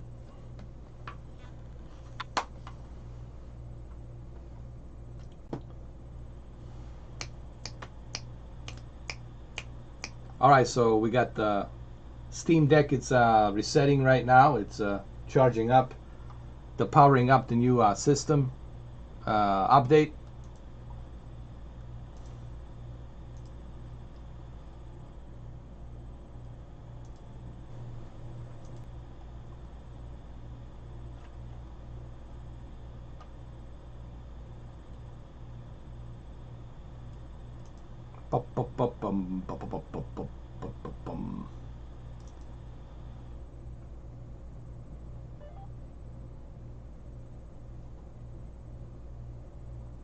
All right, there we go.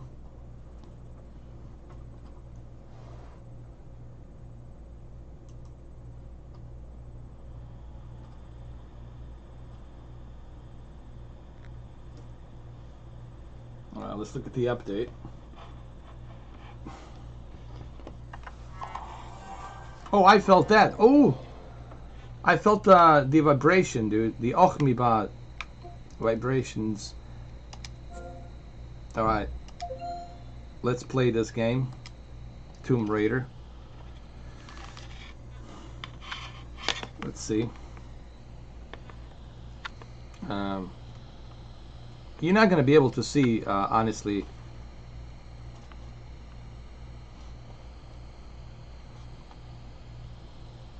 like the quality that I'm seeing on here, to be honest with you. It's going to be very difficult for you guys to see that.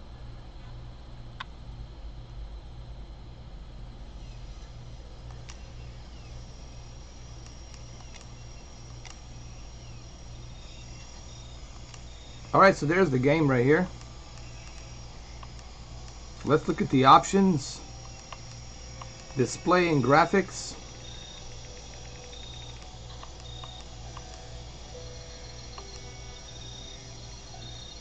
It has a V-Sync turned on and a 60 Hertz. Check this out. You see this new update? Now you got the a 60 Hertz. I don't know if you guys can see it or not, but there's a 60 Hertz right there with a V-Sync, a 60 Hertz with a V-Sync. So this new update, like Digital Foundry was saying, gives you now the options of a 60 Hertz. Pretty cool. So let's go ahead. Let's leave that on. The resolution is 1280 by 800.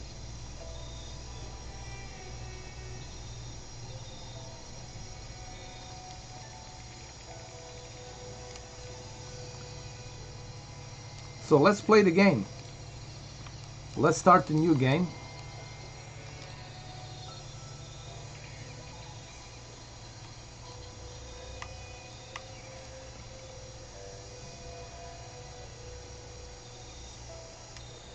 Here we go.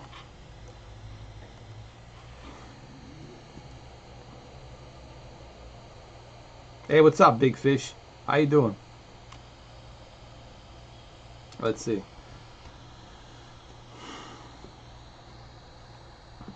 I don't know how much is this gonna really, how much you guys can see, to be honest with you.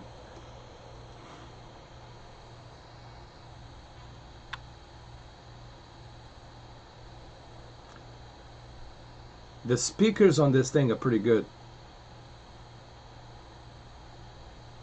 Hold on, let me take my headphones off. I don't need this. Put this over here.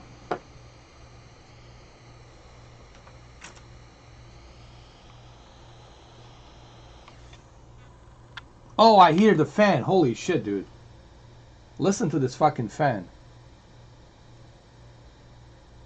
It's like a Boeing Boeing 737. Holy shit. Holy fuck. Listen to that fan in the heatsink. It's like Boeing 737.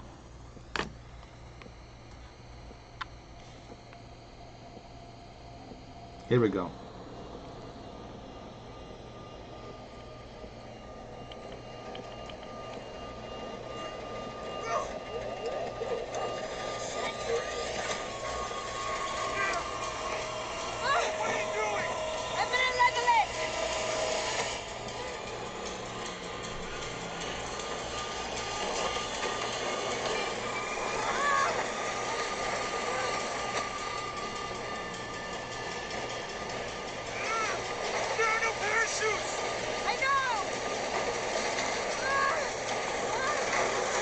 Oh, this looks great, man. 60 FPS, 60 hertz.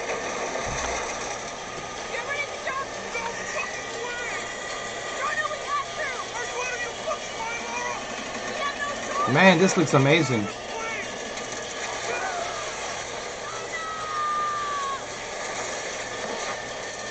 hope you guys can see it. Man, this shit looks amazing, dude.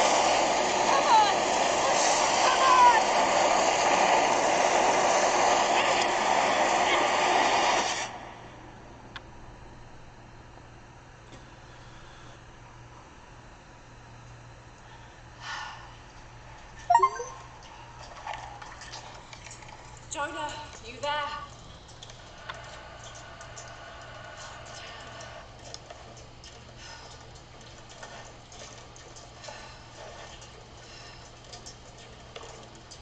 This is good, man. Holy shit, look at this.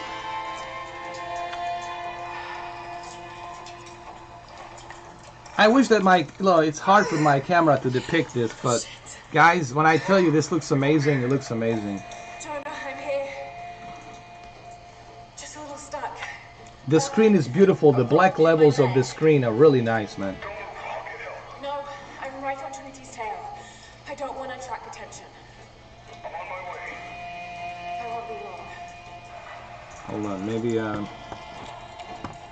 maybe I can do this. I don't know. Maybe I can put it like this.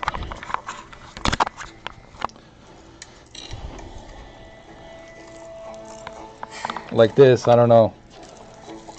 Or like this, or I don't know. Like this, or like that. It's gonna be hard to do this, man. Like this.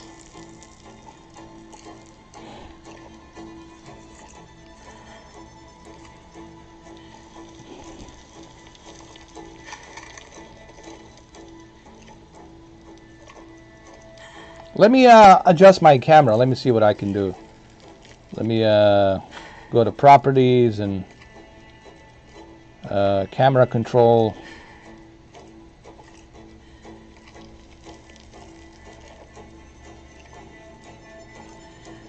That's better.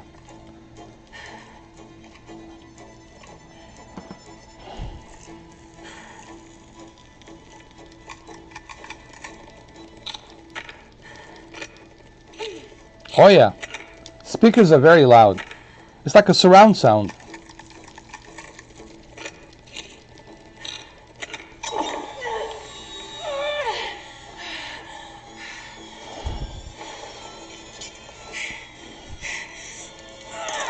The screen is beautiful, guys. Trust me. The camera, it's not doing it justice. You have to see this in person. The screen is beautiful, man. Beautiful black levels. You cannot see it through the camera, through live stream.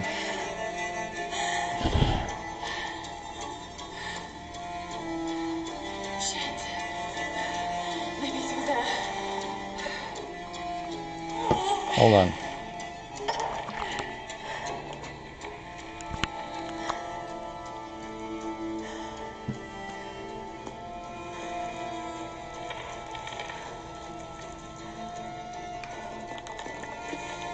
Oh man, this looks amazing, dude. Wow.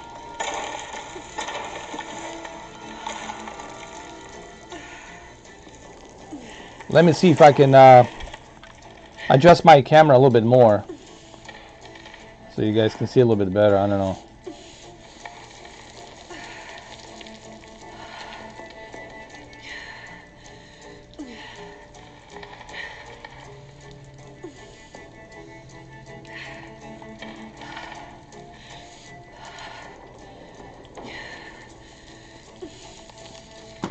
Oh yeah, dude, this is amazing.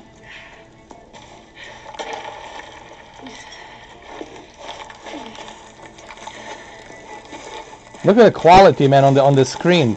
It's 60 FPS, 60 hertz, man. It's amazing, dude.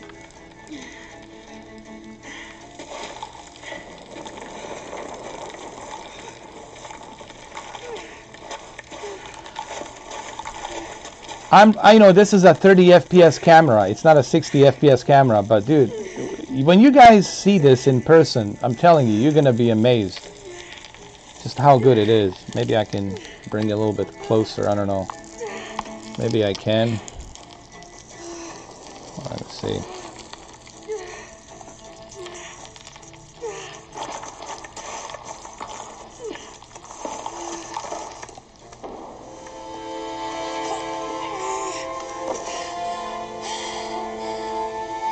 Oh yeah, for sure.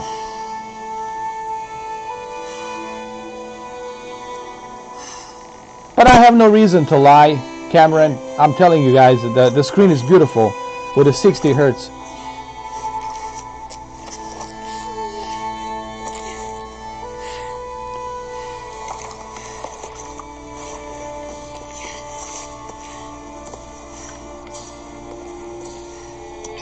And the speakers, man, are amazing, dude.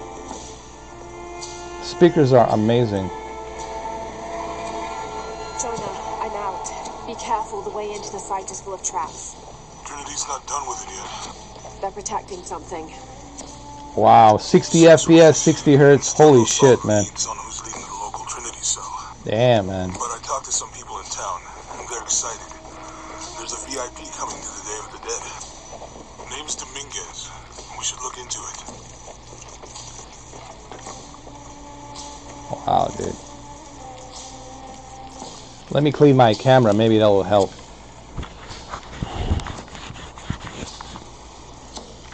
Oh, dude.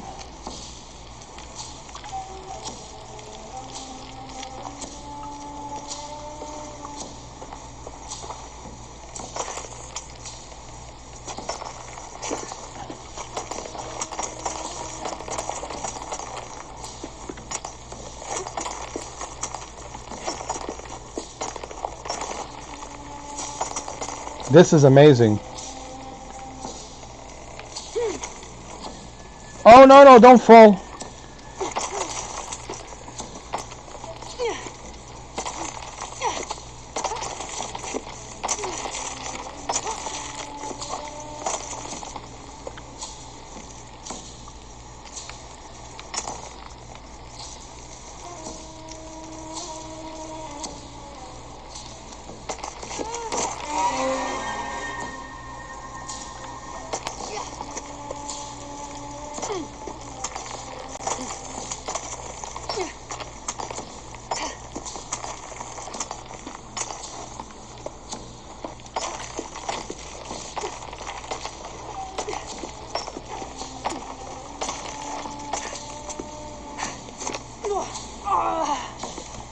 Damn, dude.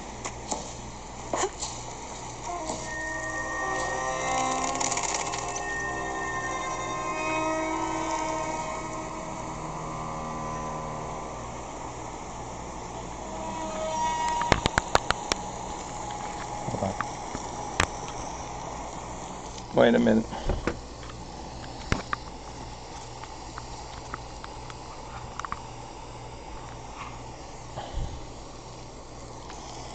This thing looks amazing, dude, on the screen.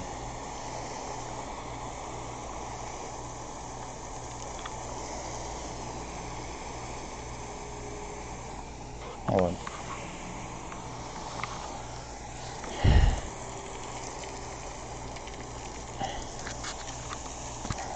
Hold on a sec. Let me try and do it like this.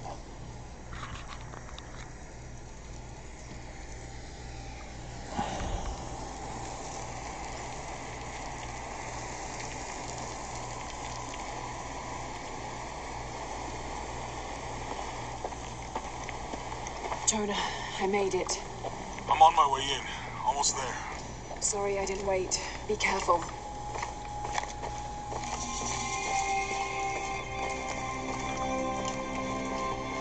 "60 FPS, 60 hertz, man, this shit is just bananas." Oh yeah, I'll forget about Nintendo Switch.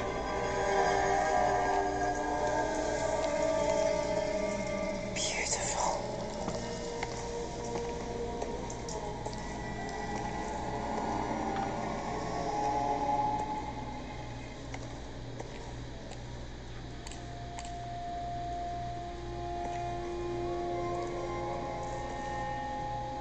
Laura! Wow. Get a load of this place. Unbelievable. Guess all that research paid off. Now we know what Trinity's after. Yeah, they really didn't want us in here. I'm glad we followed your father's notes. Oh yeah, the Elden Ring runs the best, actually. They're saying the Elden Ring is the best on this thing. Back there.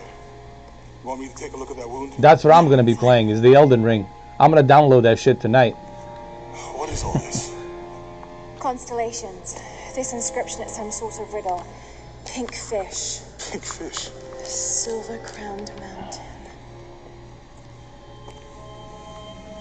There's a date here. Something's off. Looks like it was damaged, perhaps intentionally. Why would Trinity sabotage this? They usually just destroy everything. No, I think the damage is older. But who would have tampered with it? Trinity. Laura! You gotta get out of here.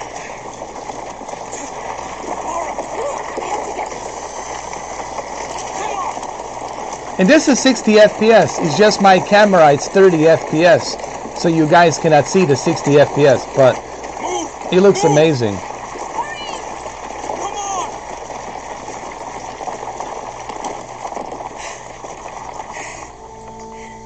If you hadn't dragged me out, I'd still be in there taking pictures. You'd still be in there. Don't know if you'd be doing much. Jonah. Hey, you want to freshen up? Regroup at the cafe? Dr. Dominguez is supposed to be there tonight. Sounds good. I'll try and decipher the riddle, see if the date has anything to do with it. Right. Pink fish, Silver Crown Mountains, I'll look into it. By the way, this cafe is supposed to have really good food. I know the chef. I'm not very hungry. After all of that? You gotta remember, this is 60 hertz now, 60 FPS. And it just looks amazing, dude.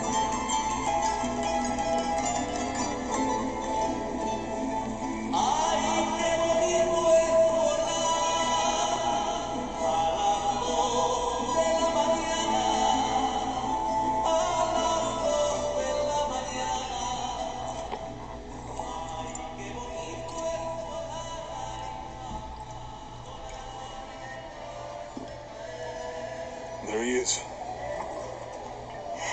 Anything new on Dr. Dominguez? Not much. He's leading a few Trinity digs in the area. My father mentioned him in his journal. And the All graphics are really nice, expert man. on pre-colonial ruins. Everyone says he's a great guy. Big help to the town. So how's your leg? Jonah, look. The riddle. Its directions. To find the hidden city, go south along the shore until you find the pink fish. I found something for that. It's pink dolphins, found only in the Amazon. It goes on. Then chase the heart of the serpent to the silver-crowned mountain. Look at this. It's the constellation Hydra, the serpent. This star is the heart. It's set in the southwest. So southwest from the Amazon. I'm definitely gonna try the Days Gone for sure, and a God of War, and of course Elden Ring. 100% Elden Ring. This number looks like a Maya 13, but what if it's really an 8? With precession, it... What? Precession. The Earth tilts, so over time, these stars appear in a different place on the horizon. Important if you're navigating by the night sky. Okay. In the Maya Look at those black calendar, levels, man. 2,000 year Amazing, dude. difference. Back then, the heart of the serpent set directly to the west. So that's why it's in Peru, not Brazil. Trinity has been looking in the wrong place. Exactly. We need to look for the Silver Crown Mountain in Peru. There's more. Something about a key. What is Trinity looking for in the hidden city? Doctor, we found it. Yes. Show me. You heard that too, right? Let's see where he goes. Wait, hold on. Trinity's watching this place. Let's try to blend in.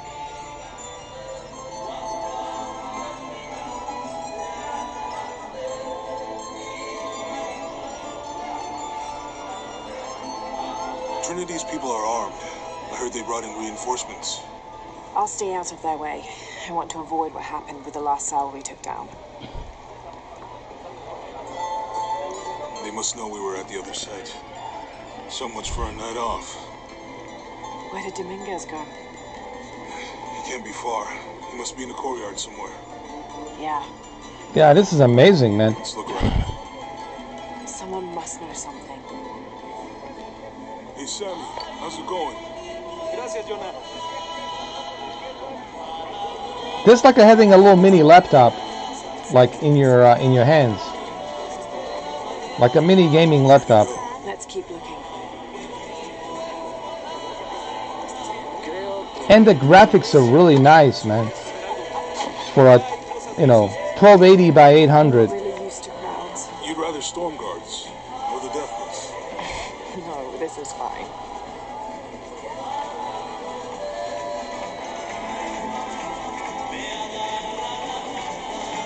You've certainly made an impression with the locals. I like it here. Good people.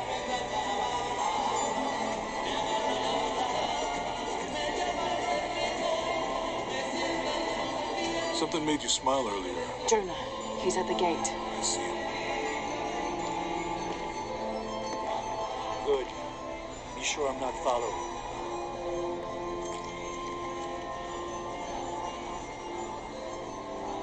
I think I can find another way over the wall. I'll take care of these guys.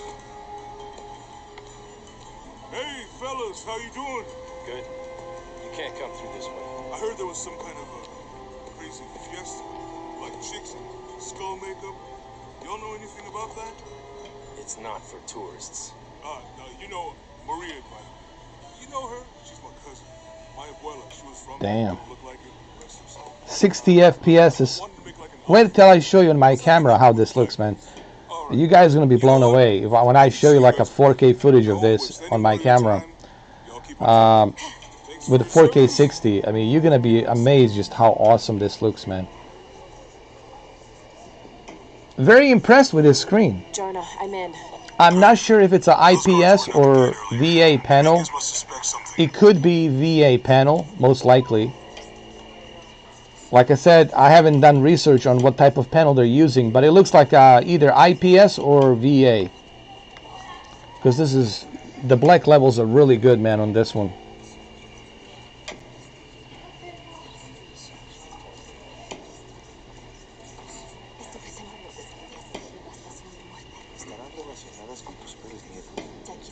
And the sound in the game, it's amazing, dude.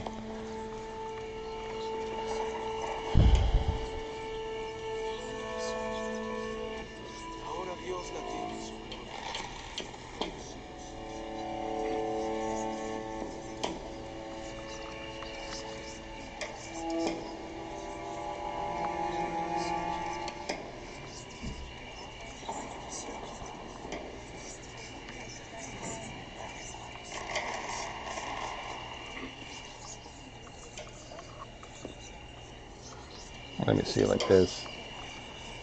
Put it like that.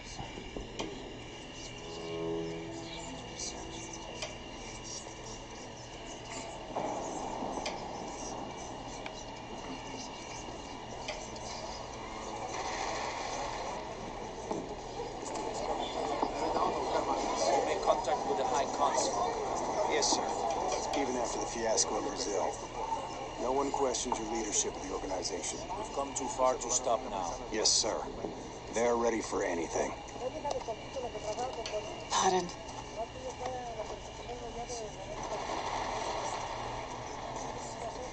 Jonah, Dominguez is not just the leader of this cell. I think he's the leader of Trinity. We need to be careful. Laura. Yeah, I heard you.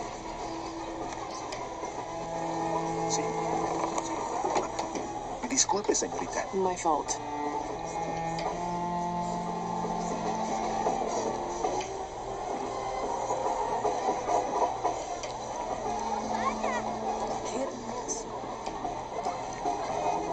This is amazing, man.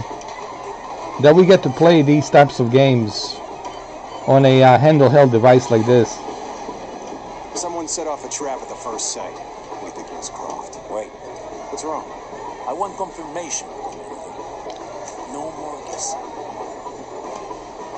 I'll make sure we get visual confirmation. Jonah, they might have noticed me. I'll try the back alley.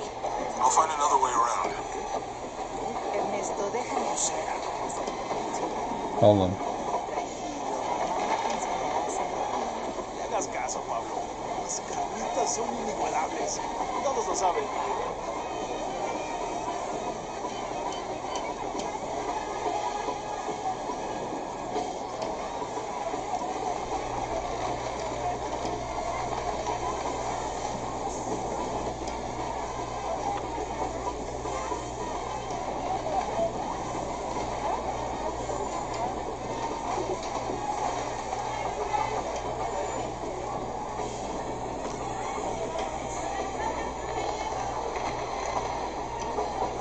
It is, honestly.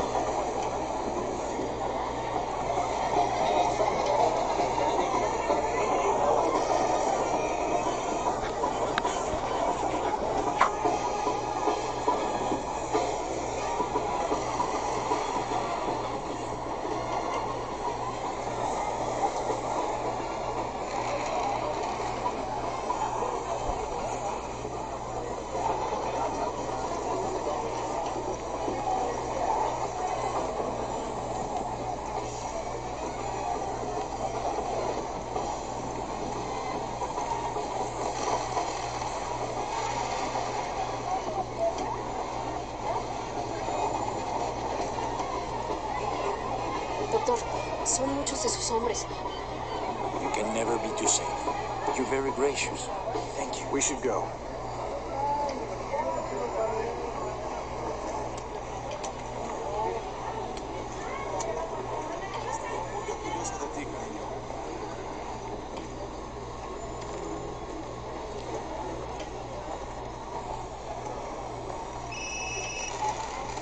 Yeah, this is Commander Rourke. Dominguez wants confirmation Croft is here. You have the photo. Female, Caucasian, early 20s. You got that? Well, Good. They'll find her. good. I don't want anyone getting in there.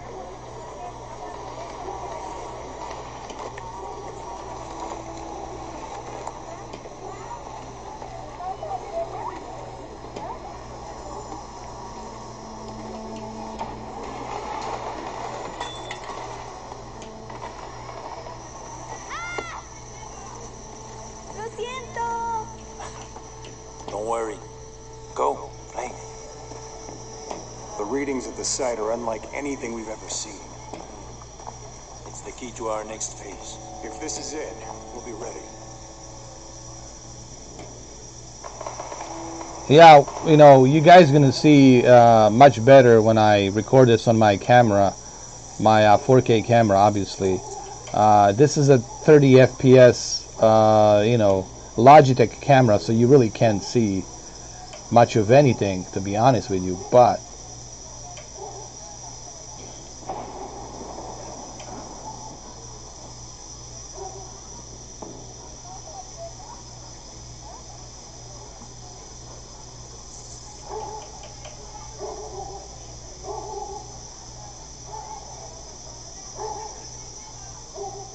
there we go.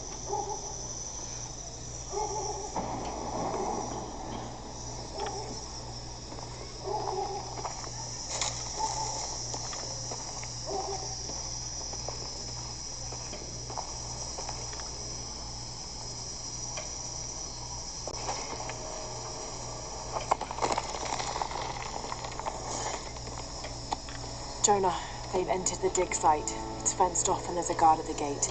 I'll find another way in. I found a good spot. I'll watch the perimeter.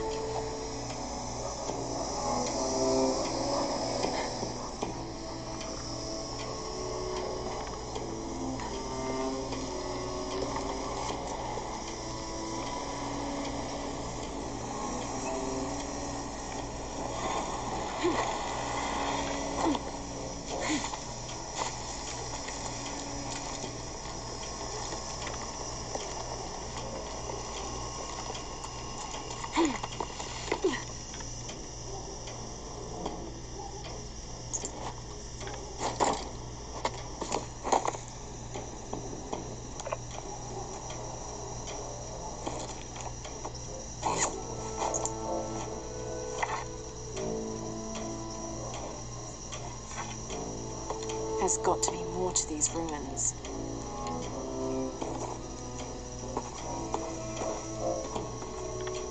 A Maya pyramid inside some sort This of is very impressive, cave. guys. For a small little handheld device like this, and what it's doing, it's super impressive. Should be far enough out of earshot. No, no, please, don't make this harder than it needs to be. It's your own fault. Come on, just do it.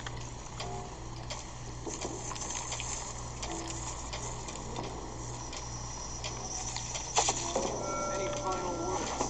Wait. I'm a government official. I'm supposed to be here.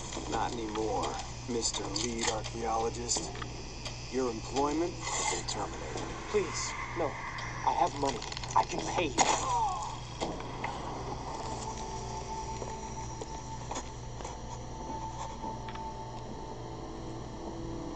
I won't hurt you. You work for Trinity. What did they find?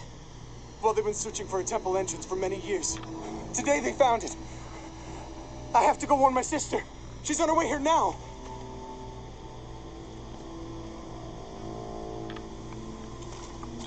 Jonah, Trinity just tried to kill a local archaeologist.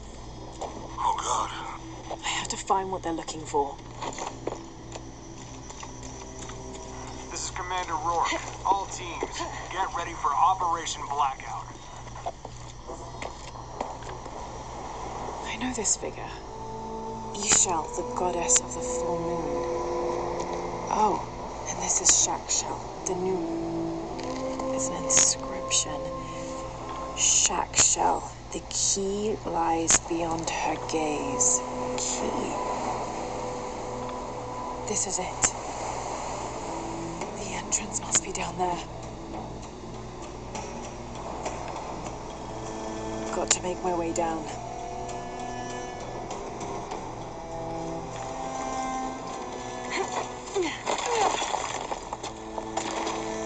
And again, it's very difficult for you guys to see, you know, how this looks in person. I mean, what I'm trying to say, you have to see it in person. You know, the camera is not doing it justice.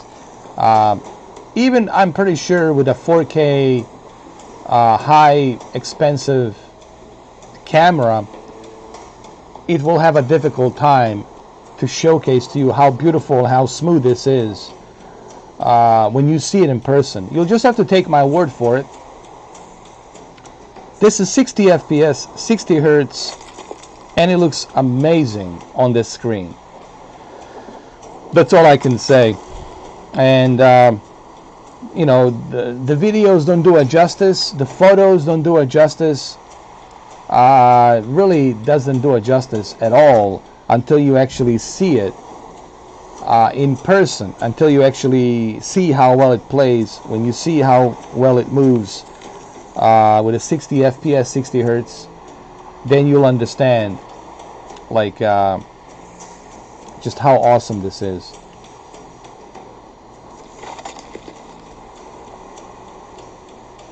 Oh yeah, trust me, Deacon. Oh, I fell down. Trust me, Deacon, this is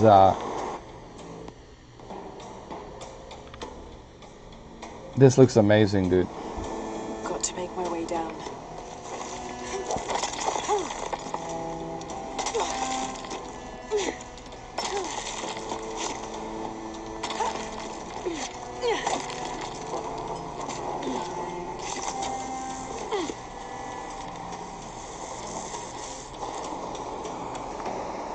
Look at that water, dude. How beautiful that looks. I mean, this screen just looks amazing, dude.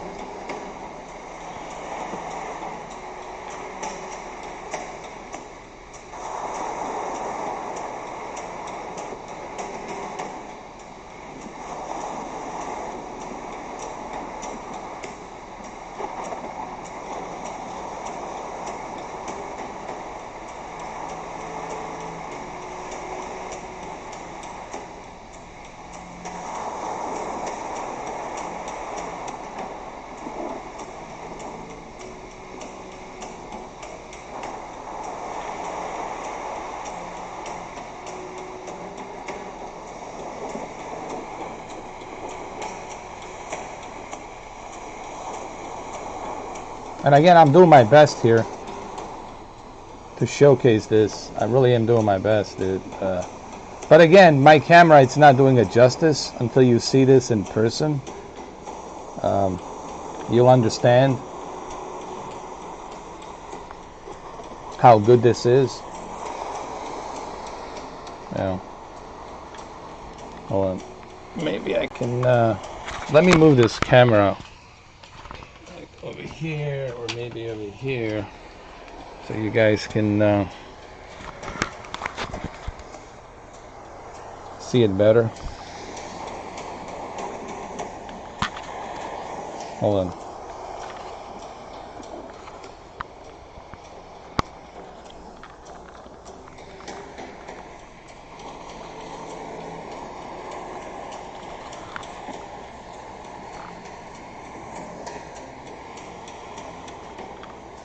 Oh, this glare. Come on.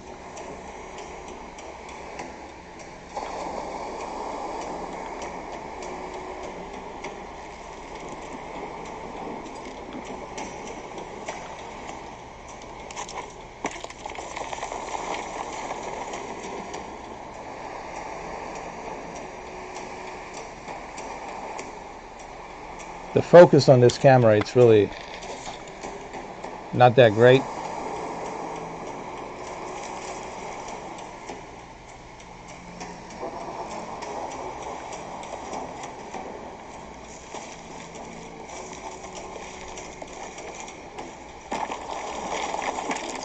Right.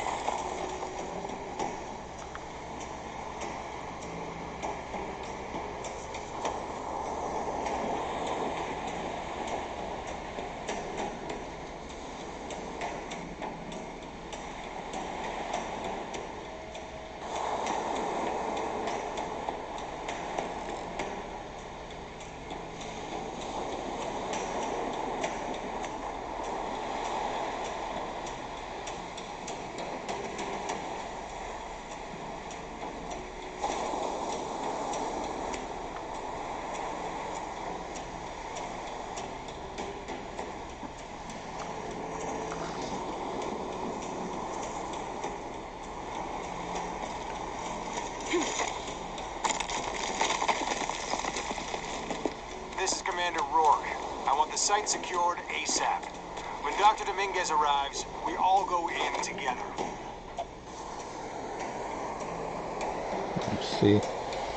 Maybe like this.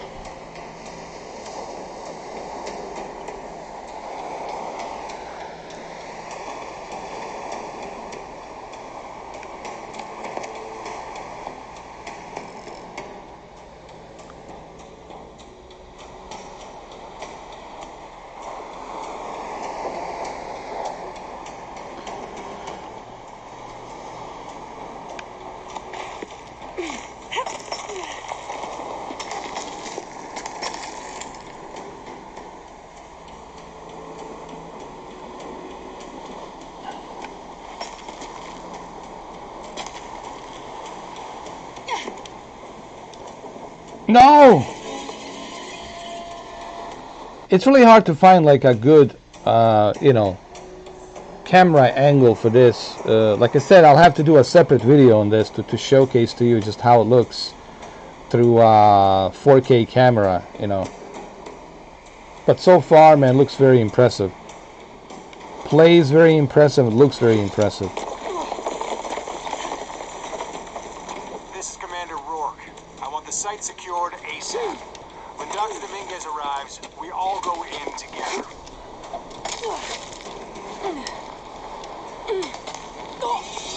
Fuck. Fell down again. Also, it's very important to point out the fan is running. You guys, I don't know if you guys can hear the fan, but the fan is running really loud, blowing out that heat. You know, that heat from the heat sink right here. The heat sink, which is right here. Like you can hear the fan running.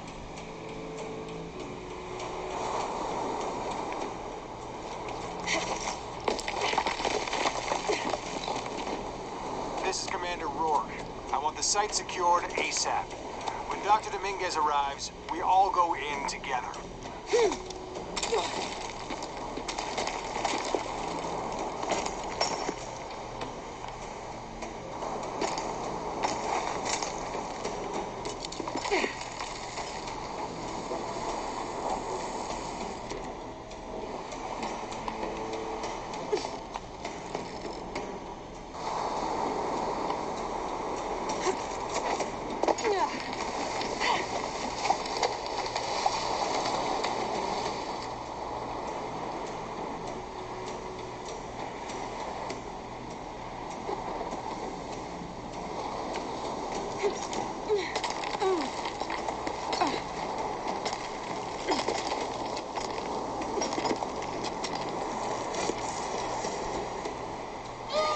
Oh shit, I fell.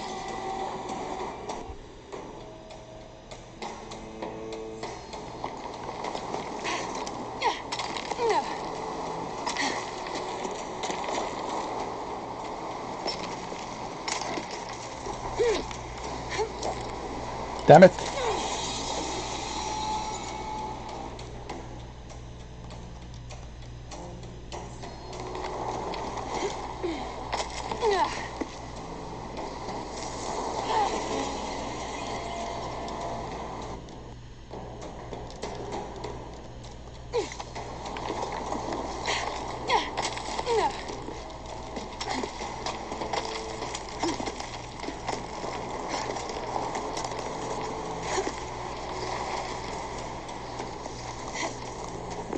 All units, get ready.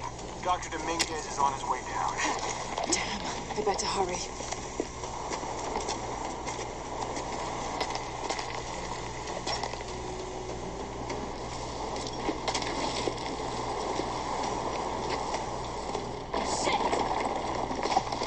It's crazy, man, how smooth something like this in the palm of your hands runs.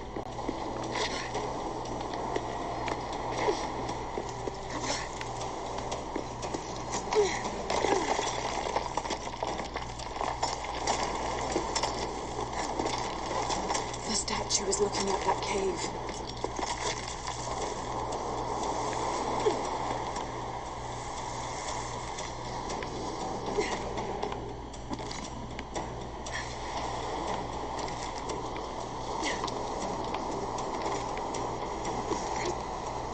This is it.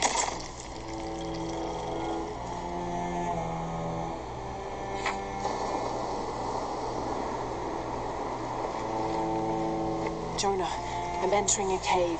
We may lose contact. Copy that. I'll keep an eye on Trinity out here.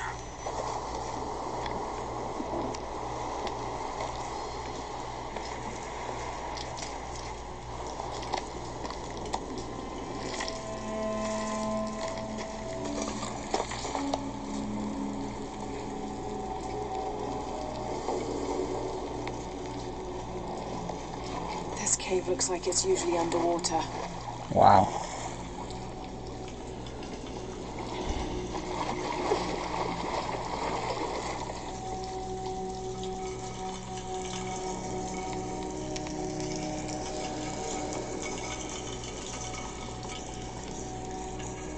You guys have to remember, I'm using a shit camera here, and you really cannot see, you know, just how good this is.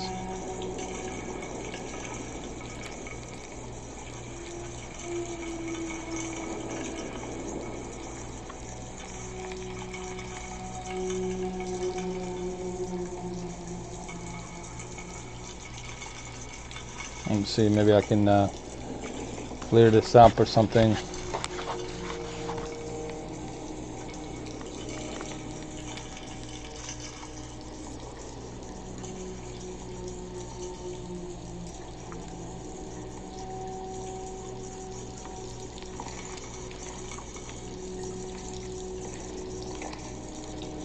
The carvings on this Maya monolith are far too deteriorated to read.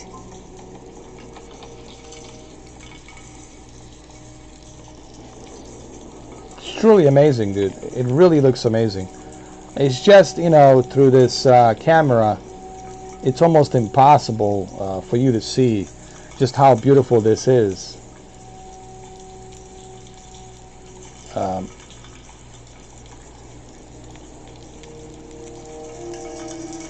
Because the focus, it's not that good. You know, the focus is not where it needs to be, but you will be blown away, man, for sure. By Steam Deck and just how awesome this thing looks.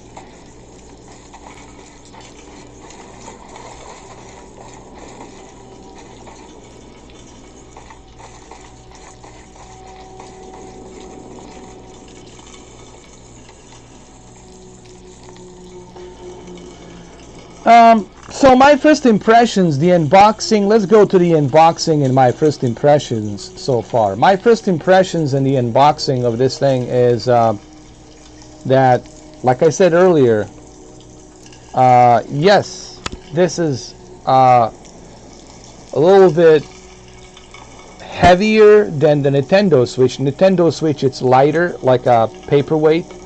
This is more like holding like a plate full of drinks.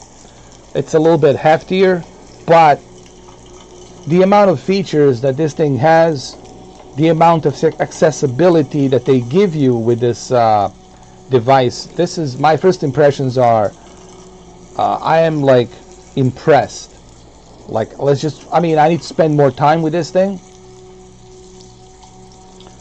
but I'm very impressed so far with this device.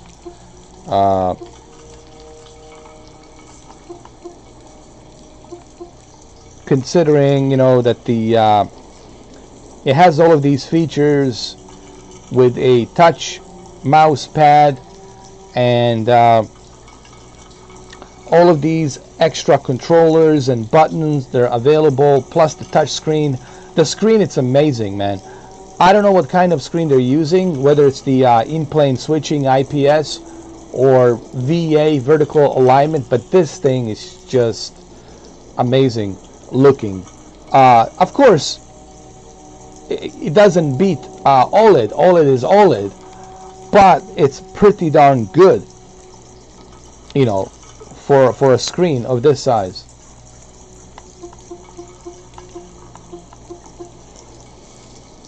I'm impressed. I mean, I don't know what else to tell you guys. My first impressions are I'm impressed. And I'm not the only one. A lot of people have said the same thing. You know, they said that they're impressed with this device. So am I. People are telling the truth. They're not lying, basically. I can confirm that people are telling you the truth. And again, this is something that you have to see for yourself in person. I can only tell you how I feel. I can only tell you my impressions. But until you actually have it in your hands, that's when you're going to truly understand, ooh, man, I think I know what everybody's talking about. Same way the Review Tech USA. Same thing with him. Until he finally got it in his hand, he really didn't know what to expect. Yes, he heard all the good feedback. We all heard the good feedback. But until you hold it in your hands, then you understand, ooh, now we understand why everybody's giving a great feedback about this device. I will make some additional videos to show you how this runs in 4K 60. It will blow you away when you see just how awesome it looks on that 4K video when I release it, maybe tonight. But my first impressions are amazing. Oh yeah, so many things. This is just my first impressions live. I'm doing this live, so please, you gotta remember, I'm using a very shitty camera, 30 FPS, with a terrible focus, a shitty focus, you know, so you really are not seeing what I'm seeing, basically. You are just getting some idea to what I'm telling you. But I can confirm that 60 FPS, 60 hertz, this shit just fucking looks amazing, dude. Look at this. My mind is blown. Now, I did notice, Cameron, that the fan definitely kicks in and you hear it from time to time to blow out that, you know, that heat that's in, you know, that it's inside this device that has to blow out that that heat. That's why there's a heat sinker here. There's a heat sink right here, and you need to blow out that heat. But once in a while you'll hear the fan. It's not like a big deal. Honestly, it's not a big deal. It's not going to bother you too much.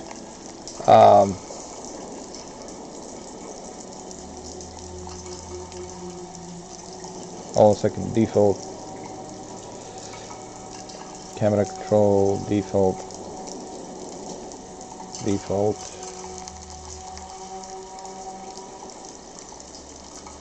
Video default. Default. And let's see. Video.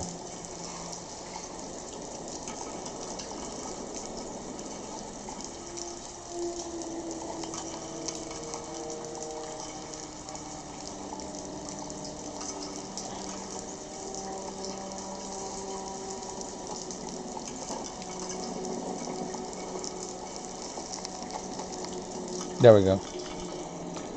That's better. And again,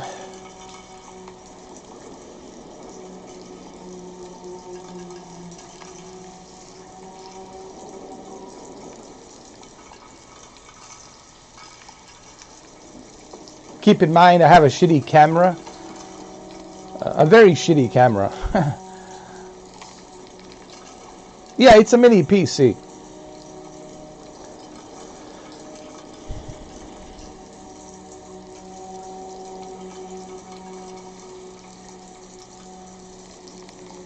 Look at this, man. I mean, I wish that you guys can see it in person. I'll try to do my best to make a video to try to showcase to you just how beautiful this looks.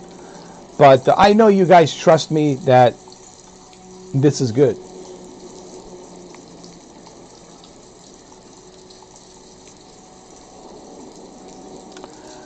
Yeah, Master System, it could be YouTube. Sometimes YouTube, you know, by the time the message goes through, there might be a delay, like, I don't know, like a 5 or 10, 15 seconds delay or something. There's always going to be a delay when we are live streaming, depending on what type of server they put me on, you know.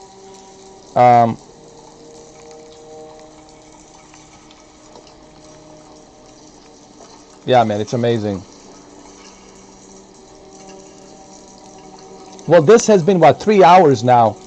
The unboxing and setup and everything, it's been about 3 hours. You guys can watch it from the beginning. Just to see what I... because there's a lot you guys have missed. Even you, Cameron, you missed a bunch of stuff that I did in the beginning that I showcased.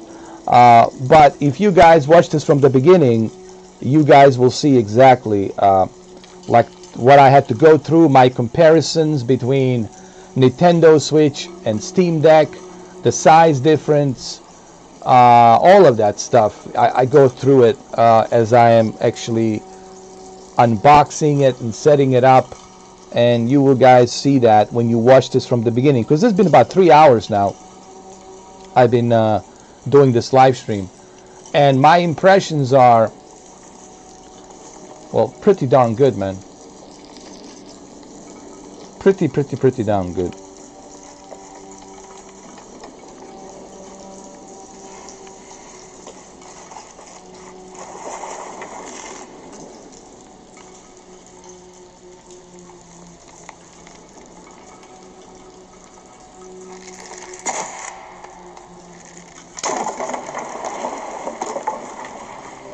All right. Shit. Should have seen that coming.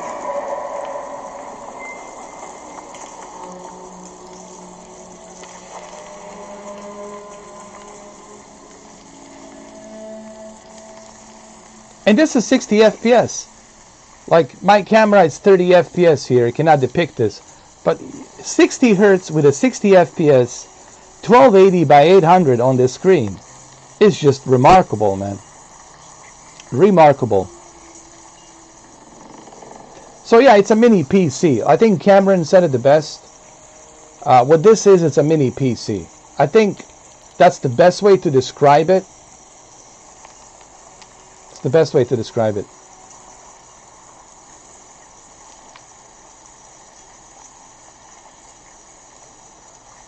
Listen, man, I will definitely touch Nintendo Switch. They're gonna have sex. You understand me? Boy. They're gonna have a sex together, dude. Nintendo Switch and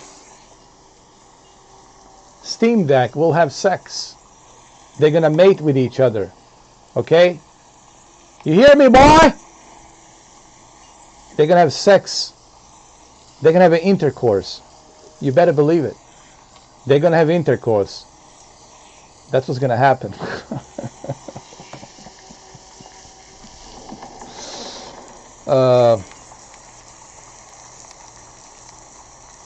No, I haven't tried FIFA. I haven't tried a bunch of stuff. I just got it. But I'm looking to try Elden Ring. It's on my top of the list, man. Elden Ring for sure. Like Elden Ring is what I want to try. That's what, you know, that's where it's at. Because Elden Ring, it's like almost a Steam Deck exclusive. Because Elden Ring, it's so perfectly designed, from what I have heard, to run on the Steam Deck. Like, I guess Steam Valve and From Software, they really work closely with each other to make sure that the Elden Ring works the best on the Steam Deck. This is what I heard. A lot of people are saying the same thing.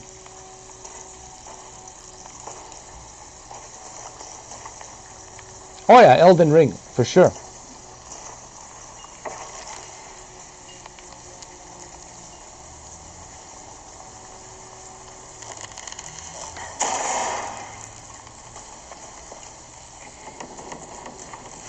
So which way do I go? Wait, there's something here. I mean, look at this. Look at these black levels. Look at this, man. Look at this. It's almost like OLED. Almost like OLED.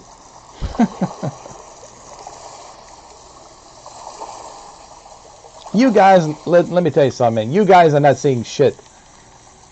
You have no idea how good this is, how smooth this is. 60 FPS, 60 Hertz. Wait till I make some videos in 4K 60. You guys will be blown away, man. This is just...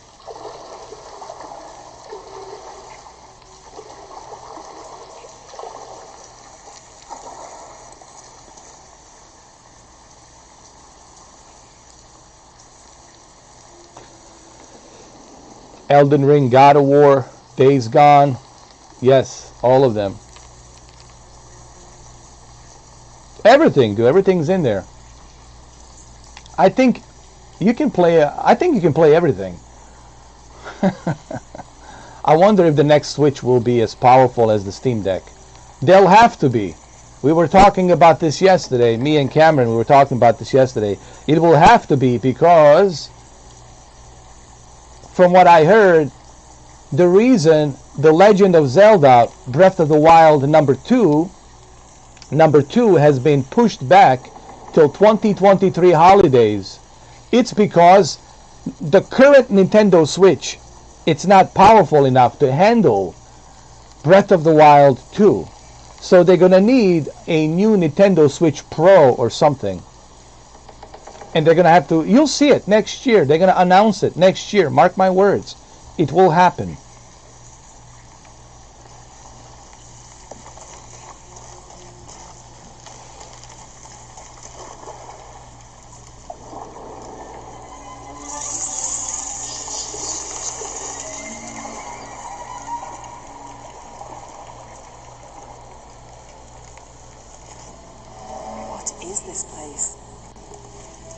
Wow, look at this.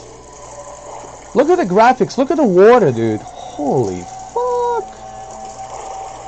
Wow, dude.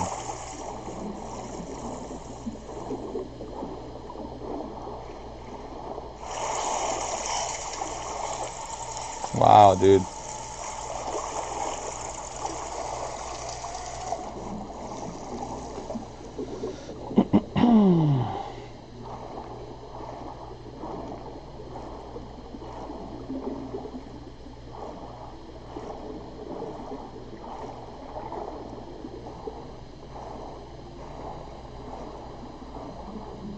Yeah, on a handheld, man, it's fucking amazing.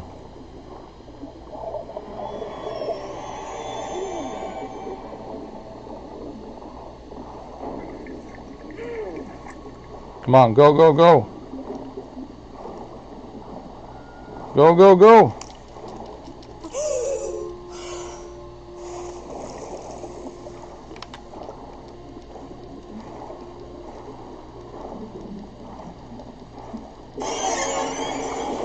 Snake!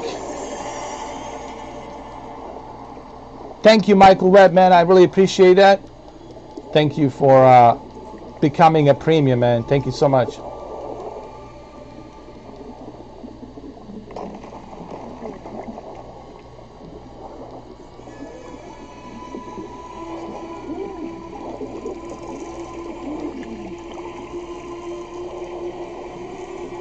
And the graphics are amazing, dude. Come on, come on.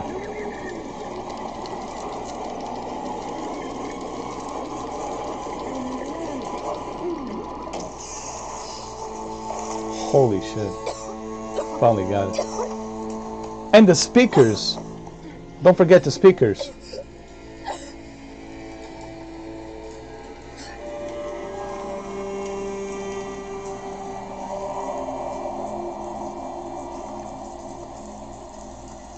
Wow, dude.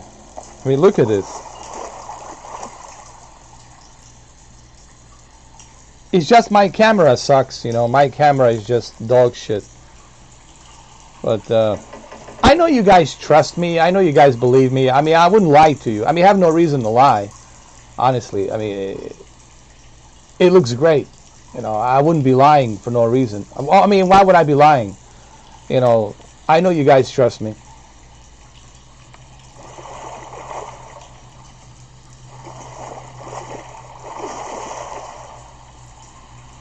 Thank you, Michael. Well, I try, you know, I really try to give you guys, you know, my honest opinions. I like to give you guys the opportunity to interact with me while I'm trying out these new things, and give you an honest, you know, opinion on how I feel. And try, I mean, I try to, like, in those 3 hours, I try to give you guys the best possible explanation on how I feel about the Steam Deck. Like, what are my initial thoughts on it and all that. Like, I try to do the best I can to explain that. Here, let me put my camera over here. Hold on. Let me shove my camera here so you guys can see. Hold on.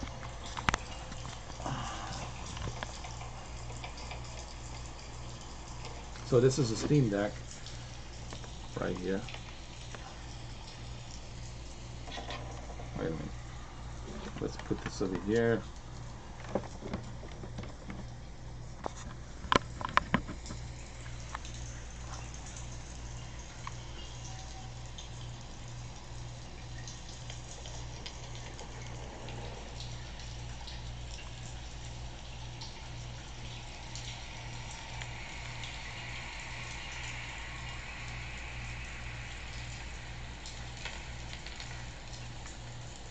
It might be kind of weird looking at it like this, but hold on, let me adjust my exposure.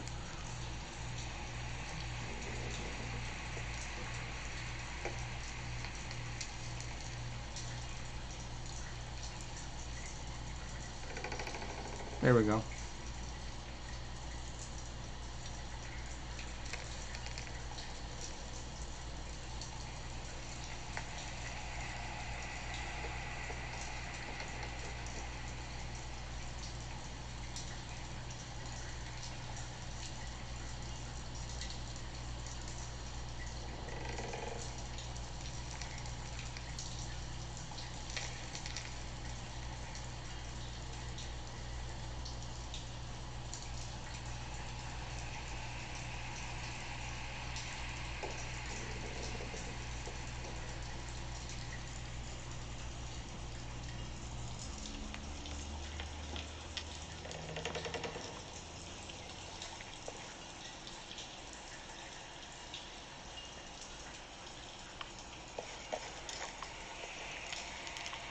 have to find the temple Dominguez is looking for.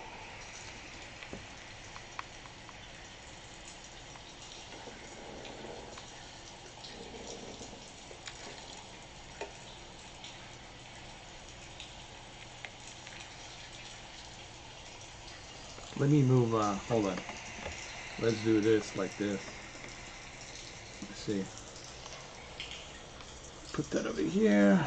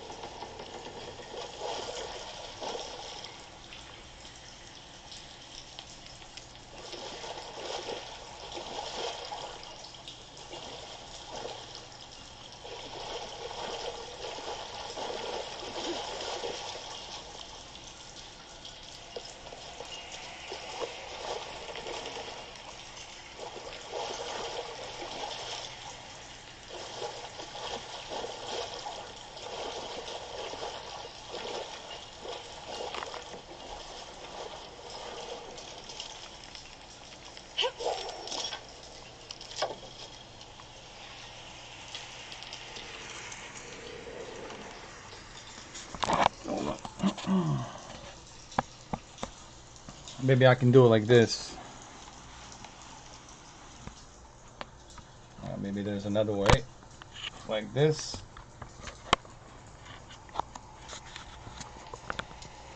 Hold on. There we go. I don't know how well I'm going to showcase, but I'll do my best.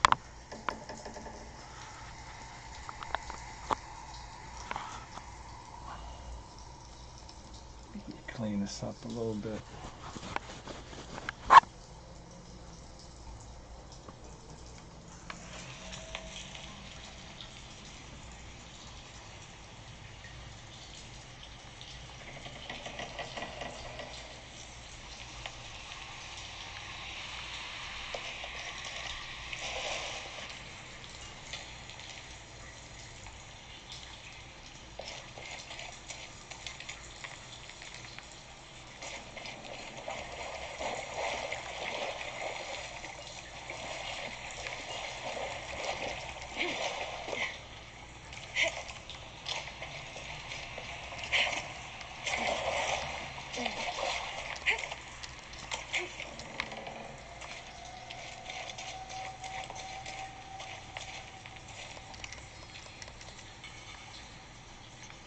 I'm missing a gear.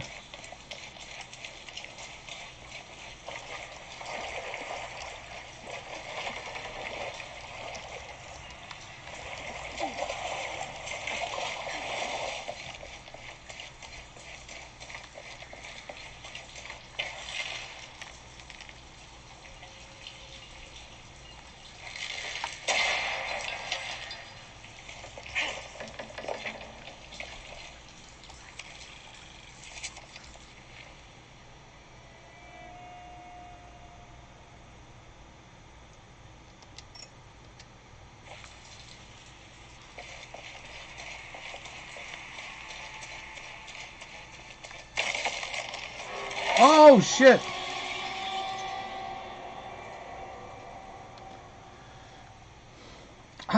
Well, I'm using a Nintendo Switch for other games, you know, that Nintendo has. The exclusive Nintendo games, I'm using it for, you know, that purpose. No!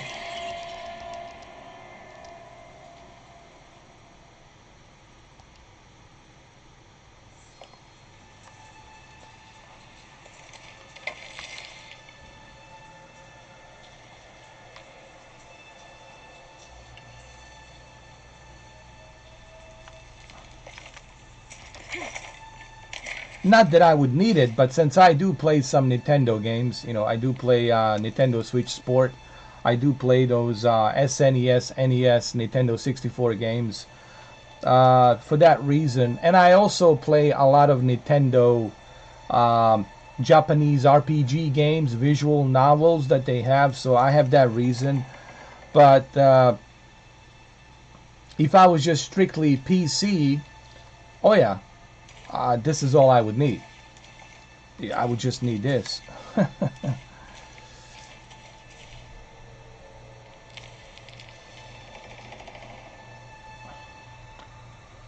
I think you should definitely get one.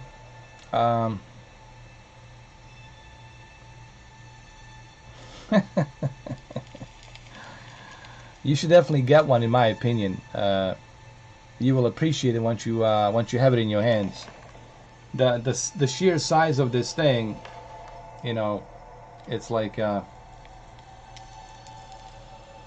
it's staggering. I mean, look at the size of this thing, man. It's like night and day, dude. The size difference is like night and day. It's like a big dark, like a spaceship. It's like a spaceship going over the Nintendo Switch.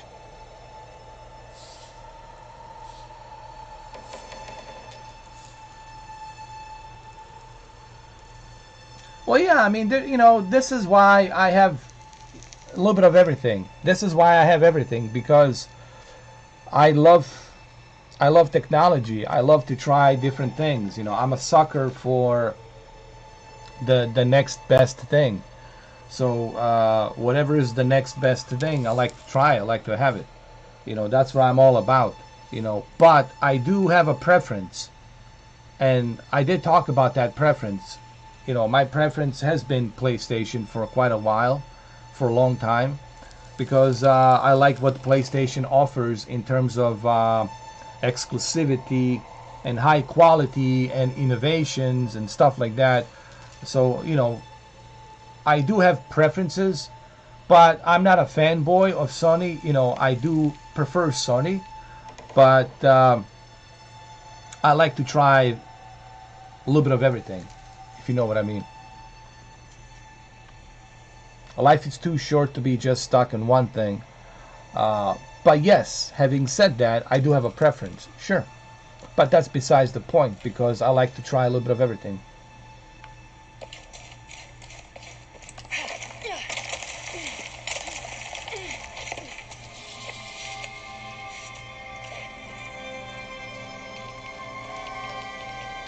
Jonah, I made it. I'm in an underground temple. Jonah! Whoa. That's not good. Laura, Trinity's blasting their way in. I can tell it's causing tremors. There's a pyramid. I'm gonna get to the top.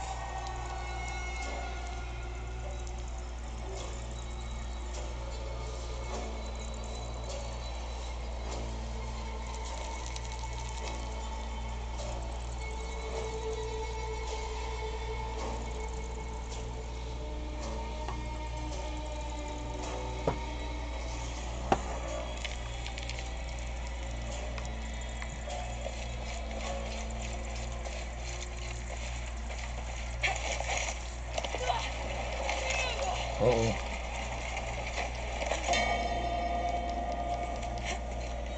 And you got this menu over here, like while you are playing the game, you can always adjust certain things, the brightness and other things and whatnot, which is pretty cool that you have that option to do that. There's a night mode feature. This is pretty cool. A night mode feature, you can use that as well.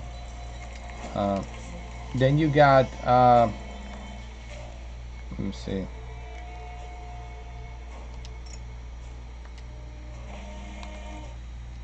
Resume. Now the fan, definitely you can hear it. But that's normal.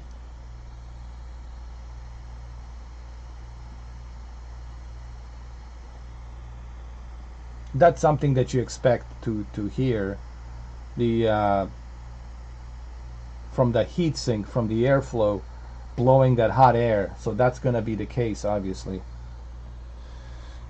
Do I think there's a fatigue? Well, yeah, if you're playing for a long period of time, there will be a fatigue because this is heavy versus this. This is, you know, this thing right here, it's a lightweight. This is a lightweight, dude. It's like holding a napkin versus that other thing. This is like holding a napkin, dude. Like this right here, it's like holding a napkin. You know, it's so much lighter versus this thing. This thing right here, it's a heavyweight for sure. It's a heavyweight, and it's much much heavier, but it's not that bad. If maybe if you use your knee and you go like this, like on the knee, and put it like that, it's not terrible. But yeah, there's definitely, you know, some heftiness you're gonna feel.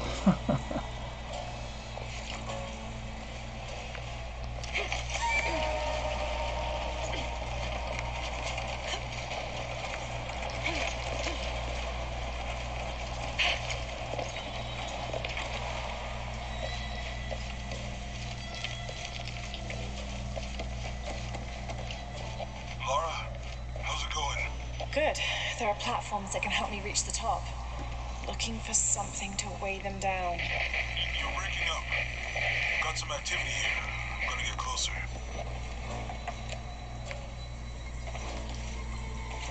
And but the speakers, dude, the speakers, it's something that you're gonna really appreciate, man. The sound that's coming out of these speakers, it's like a home theater sound, man.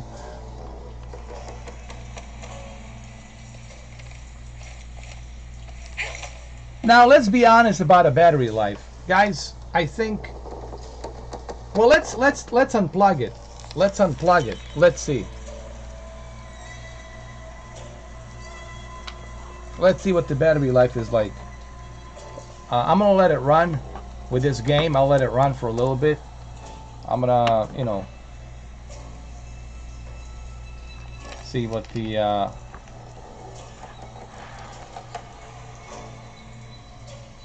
the battery life is like. Let me exit this game. Hold on. I'm gonna go to home.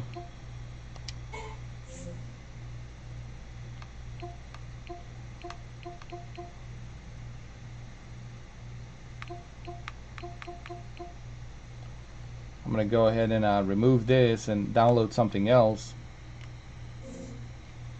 Hold on. Manage, uninstall, yes.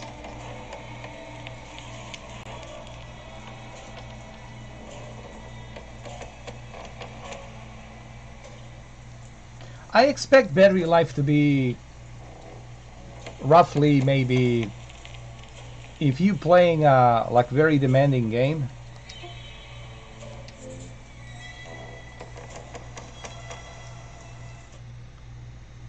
couple of hours. I'm being honest, like a couple of hours. If you're playing a very demanding game, like if you play Elden Ring, like even right now, listen to the fan. I think you're looking at a couple of hours unplugged. 1 to 3 hours. That's not bad. 1 to 3 hours. That's pretty darn good. Let's play Counter-Strike Condition Zero. Global Offensive. American Truck. Oh my God, American Truck Simulator. Holy shit, they do have that.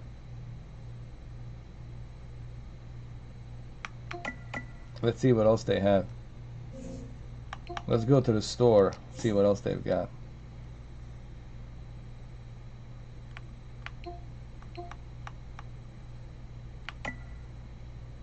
They got Treasure and Not. Oh my God, they have this. Elden Ring. Oh, this is. See, Elden Ring. It's designed. It's verified. You see this? The Elden Ring. Hold on. The Elden Ring, it's verified. Do you see it? See, the Elden Ring, it's verified. So the Elden Ring, of course, is going to run the best on a Steam Deck because it's verified. So, of course, you're going to have the best experience on the Elden Ring.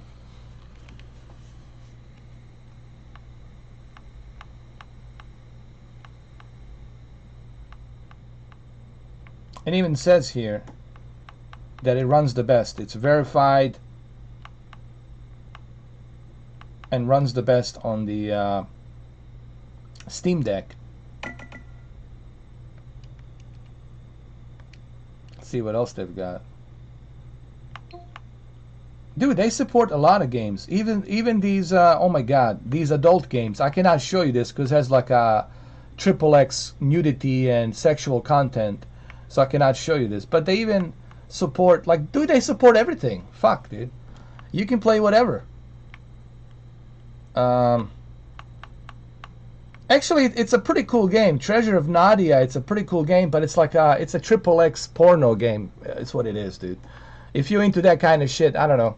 But it's kind of funny, dude. Like, the characters are funny, and everything else in the game, it's hilarious.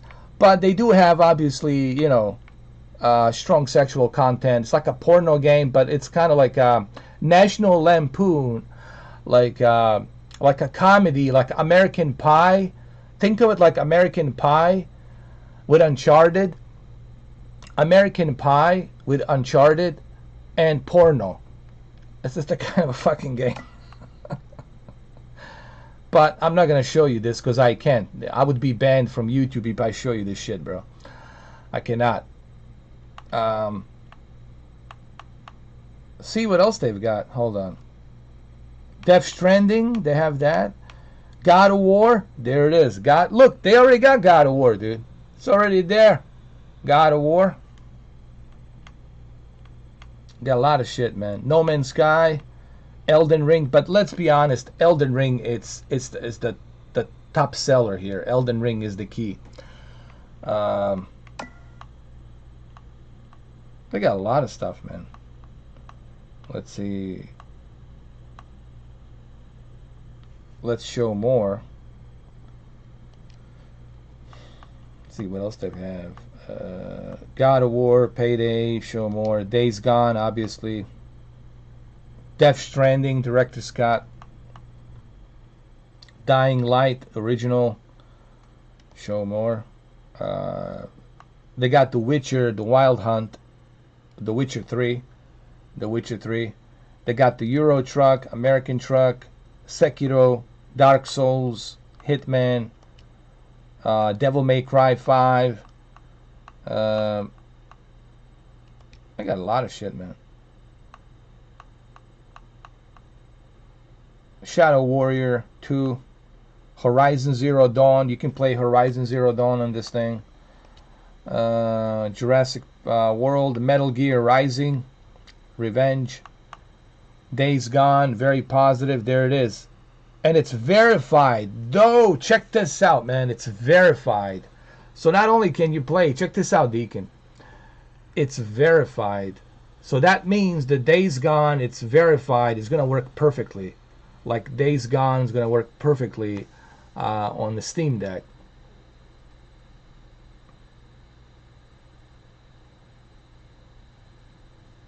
Oh, that's right. The new updates. Between 40 to 60 FPS with a 40 to 60 hertz. Yeah, to save a battery life. Oh, I'm always going to keep it at 60. You know me, man. It has to be 60 with me. I will not sacrifice myself down to 40. Dude, they got a lot of stuff, man. They got a lot of stuff.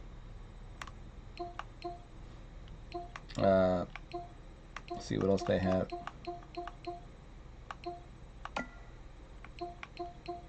Yeah, very impressive. And now, there's the one more thing that I wanted to show you.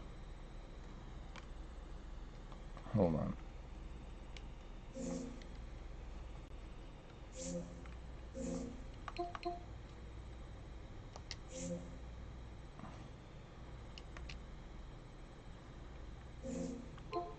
friends and chats, downloads, power, home. Check my library. They got Half-Life 2 verified. You can play Half-Life 2. You can play football, Pro Evolution Soccer, Half-Life 2 Episode 2.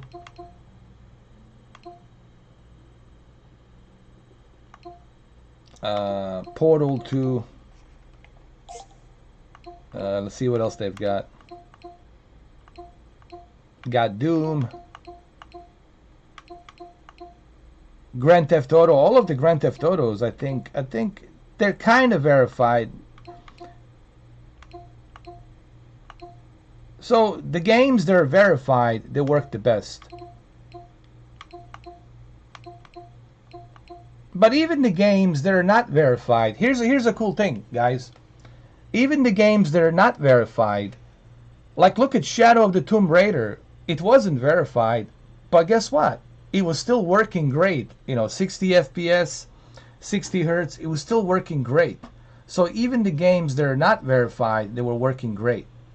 And that's games pretty that amazing. Are not verified, if you ask me personally. On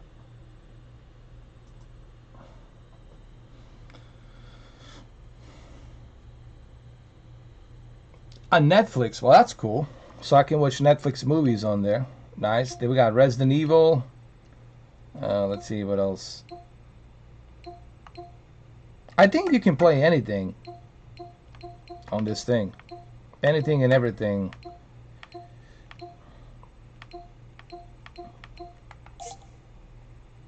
Hold on. Let me use the options.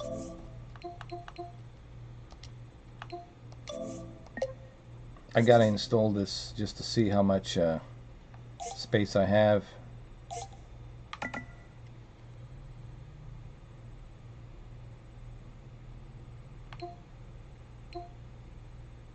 So you can add a Chrome if you want, like a Chrome browser here if you want to do that. You can add a Chrome browser.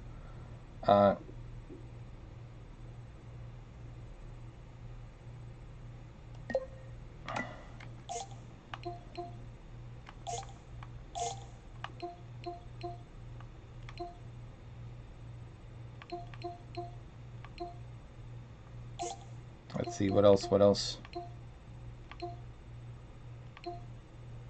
Got Skyrim, got Grand Theft Auto 4. You can play it if you like.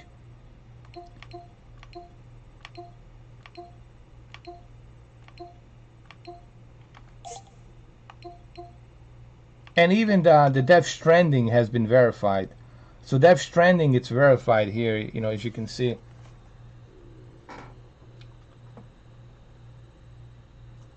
And should work really well. See what else we got. Hellblade, Half-Life.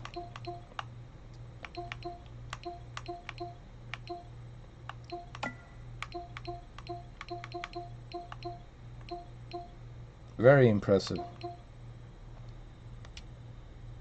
I mean, I don't know what to tell you guys. I mean,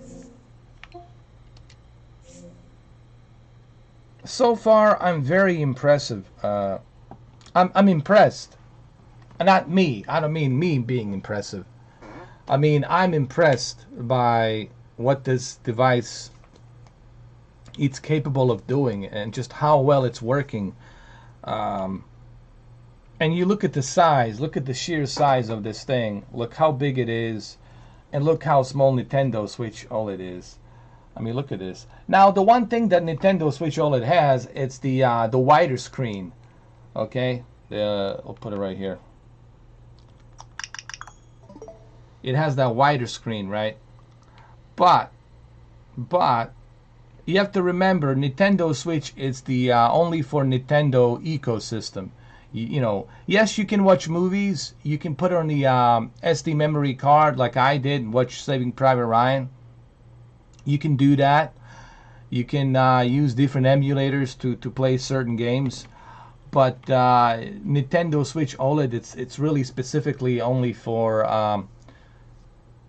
Nintendo ecosystem. This here, it's like a mini PC. What this is, it's a mini PC, and you got a lot of options here to play a lot of different games. So there's that, you know.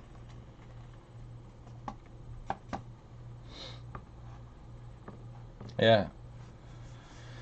So I'm like so far very impressed with this device. To be honest with you guys, I'm very impressed so far. You know what, 3.5 hours, me unboxing it, setting it up. I'm impressed with the features that it has, the touchscreen buttons here, and these touchscreen buttons are actually having a vibration. You feel like a little tickle vibration when you are moving and using the touch screen. Has the you know the extra buttons here for your controller, left and right, these triggers here, and there's another trigger here. Hold on, right over here. I don't know if you guys can see it. There's another one over here in the back. There it is. So you got these buttons here in the back. There they are. R4, R3, R2, R1, right here. So the amount of features, man, let me tell you, man, the amount of features they put here, you can tell that the Valve has really put a lot of effort to create something very unique that's better than anything else we have in terms of handheld. You know, I go back to, like, you know, 3DS, 3DS XL, PSP, PlayStation Portable, and of course, you know, Nintendo Switch. But this really kind of like blows all of them out of the water because of so many features that it has built into it. Also the touch screen, yeah, it's a touch screen, so there's that too. You know, if everything else fails, you still have a touch screen. The screen is beautiful. It's I think it's a vertical alignment VA panel, either vertical alignment or IPS in-plane switching. And the screen looks amazing with a 60 FPS, 60 Hertz. Looks amazing.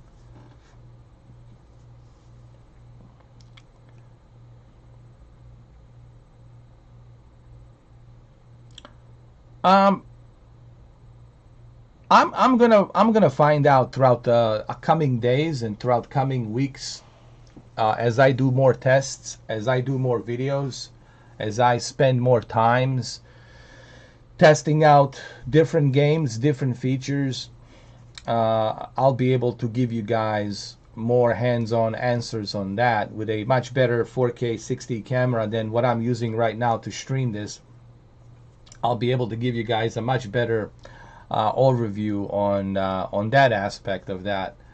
But from what I heard, charging is pretty standard. Like normally, like you would charge your phone or whatever. It's pretty standard from what I have heard.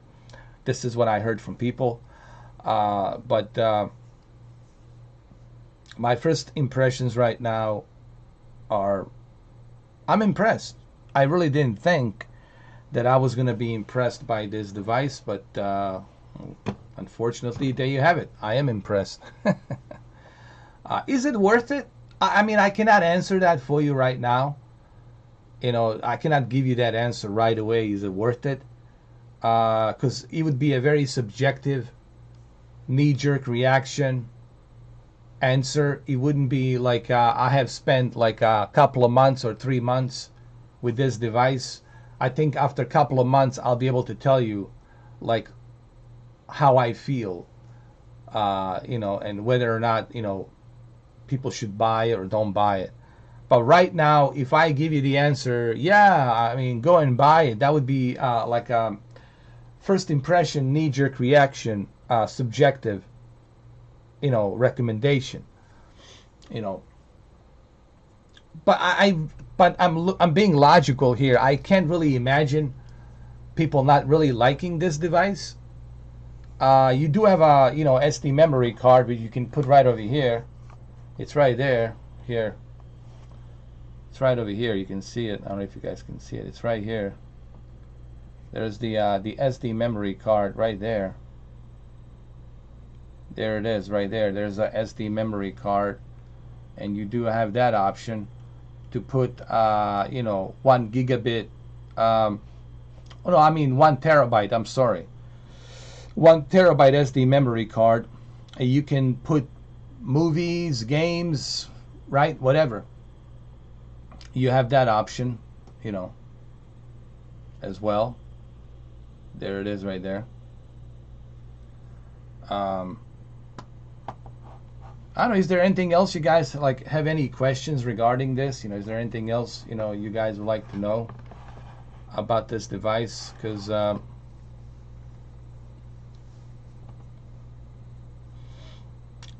like I said, I'm very pleased with this right now. As my first impression, I'm very pleased.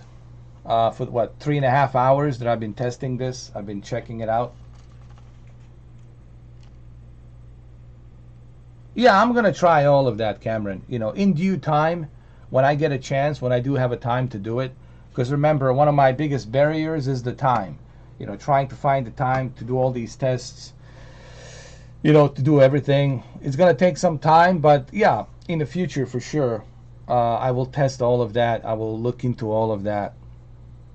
I will try different things. I will try the Windows and bunch of other stuff. I will try to run movies from it to see how that runs from a SD memory card. And I'm gonna test out a bunch of games, obviously, with Elden Ring, God of War, Days Gone. These are like the 3 heavy hitters, which I will test, and a bunch of other new features and games out there for sure. But so far, I'm impressed. It supports 2 terabyte SD card. Well, that's more than enough, honestly. 2 terabyte SD memory card, it's more than enough, and I think I don't think you'll need any more than that. Oh, really, a docking station. That would be really great to have a docking station, so that way you can watch movies, Or you could do this. You can use a Nintendo Switch as a docking station and do this. All right, so you use a Nintendo Switch, put it like this, okay, and then you put this bad boy right next to it as the docking station. There you go. There you go. See, that works. That works perfectly. See? See? And then you use a PlayStation controller to keep the weight. See? Now you got a docking station. All you got to do is use Nintendo Switch OLED and a PlayStation controller, and you got yourself a docking station right there. You see? I might not be the smartest guy on the planet, but Elon Musk, give me a call, will you? You see, I got some wild ideas, bro. I got some wild ideas.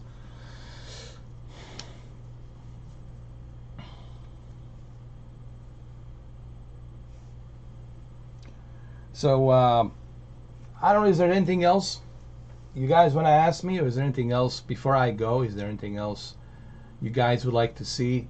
I'm looking forward on testing the Elden Ring. I really want to test Elden Ring. I want to see how it runs. I want to test a bunch of other games. I want to test God of War, Days Gone.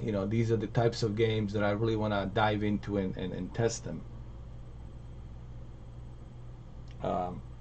I'm gonna look into all of that stuff. I'm gonna look into the battery life. I'll let you know.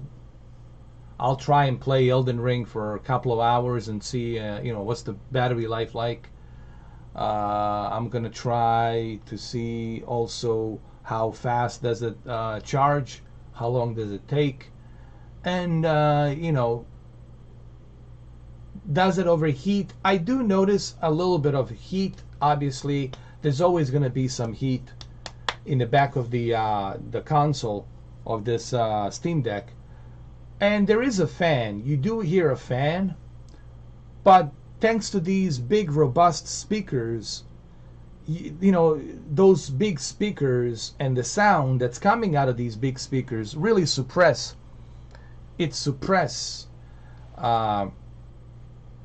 that fan. You're never gonna really think about that fan, because the big speakers and the sound that's coming out of these speakers, it suppresses the that fan, so you don't really hear it unless you exit out of the game, and you know, on the menu you might hear it, you know, a little bit here and there.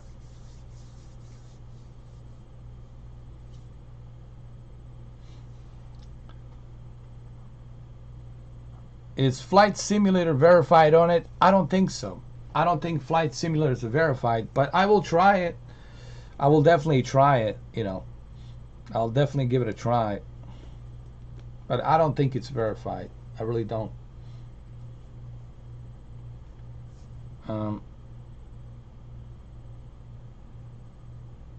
Well, look at this. I created my own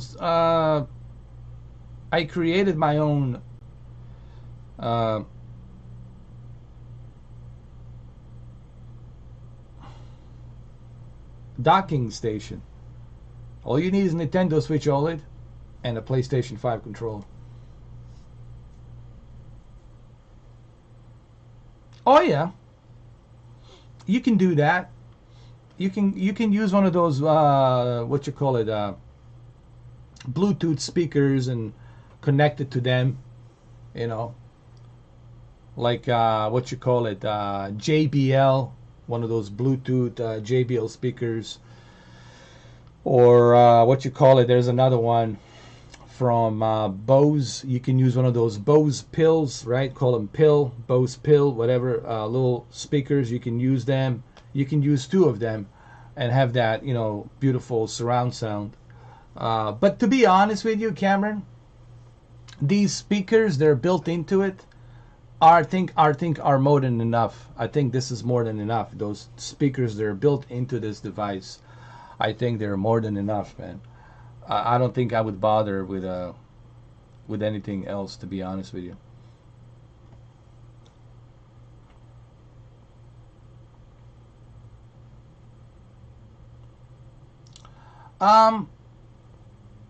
It's about this. It's about the same, from what I heard from Digital Foundry. They said that they're like in par with the PlayStation 4. It doesn't have the PlayStation 4 Pro power, but it does have a PlayStation 4 power, the original PlayStation 4, which is pretty good for a handheld device. So graphically, it will look good as PlayStation 4 games. You gotta remember, PlayStation 4 Pro, it needs that little extra horsepower because it's rendering in 4K. It's doing a lot of stuff in 4K. This is 1280 by 800, so having something that has a similar power as the PlayStation 4 for a 1280 by 800, you can easily do 60 FPS with a 60 hertz. Shouldn't be a problem with bunch of games, because that's a very low resolution for this screen, and having that kind of a hardware, like a PlayStation 4 hardware built into this device, you shouldn't have a problem doing 60 FPS like I just did earlier. I was doing Shadow of the Tomb Raider, 60 FPS, 60 hertz, just like that, you know. Yeah, there is a desktop mode, but I just know how to get to that yet. I just haven't got to that point yet. But there is a desktop mode as well. There's a bunch of stuff that I have to go dig in and try out for sure. For sure.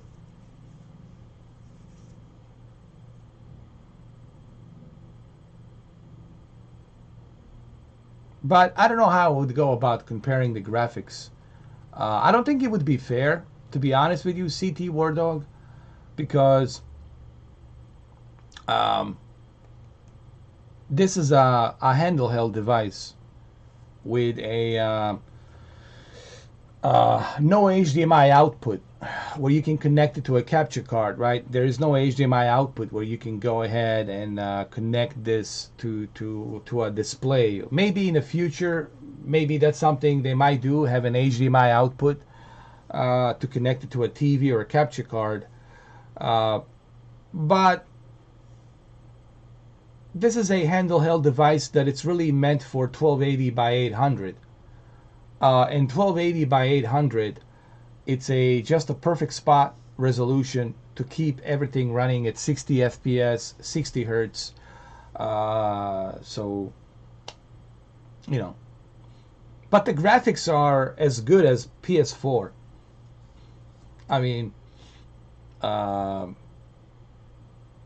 graphically, I think, you know, it's like a console, dude. You know, it's like you playing a PlayStation 4. Or even PlayStation 4 Pro graphics. I think you're gonna be amazed. Like when I saw with the Shadow of the Tomb Raider, I was like, "Whoa, that's amazing, dude." But I will show you guys on the videos, on the 4K 60 videos. I will show you all of that. On the videos, you will see a little bit better. Through this camera, you really can't tell shit because it's a very old camera. It's a C920 Logitech webcam, you know. It's not like a professional, you know, Canon camera and all that. Oh, really? You have to get the HDMI to USB type adapter. Oh, there you go. That's something I might want to think about.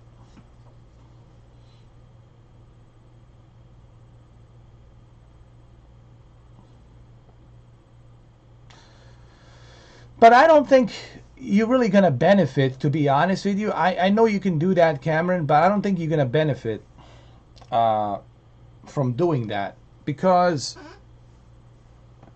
it's not powerful enough to handle a 4K upscaled resolution. You know, the GPU and CPU that's built inside this device, it's not really meant to handle such a high resolution. Such a high upscale resolution, you know, unless you're willing to upscale 1280 by 800 to 4K. But even if you do that, even if you use the source resolution of 1280 by 800 to upscale to 4K, it's not going to look that good. It's going to be like a little square picture. It's not going to look that great, you know. I think this is meant for one thing only, Cameron. It's meant for portability. If you want to connect something to your TV, that's why you have a PC. That's why you have a desktop. That's why you have those powerful gaming laptops and powerful gaming desktops. That's why you have a console, right? For that purpose. I think this is like, Gabe Newell talked about this on the IGN interview. Gabe Newell said, this is really meant for portability, to take it with you. And that's why he designed it, you know. So, and that's why there is no HDMI out to connect to anything else, you know. I think that's one of the caveats, you know, of this device is to take a portable computer, PC computer, with you and play these games. You know, I think that was his goal, and I think he has achieved that goal with this first generation of Steam Deck, in my honest opinion.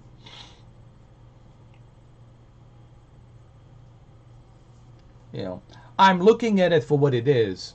It's a portable device. You know, when I'm at home, obviously, I'm going to plug in my PlayStation 5, play those games on PlayStation 5, obviously, on a more powerful device with HDR, and then play Xbox with a Dolby Vision. So I'm going to play it, you know, that way. But this, it's something that I want to, you know, take with me and enjoy the portable experience for the same reason that I have Nintendo Switch OLED, you know, because the PlayStation 5, it's freaking huge. I cannot carry that with me. you know, this I can carry with me, put it in the case, and I can, you know, have fun and enjoy it. So there's that, you know, there's that aspect of it, you know what I mean?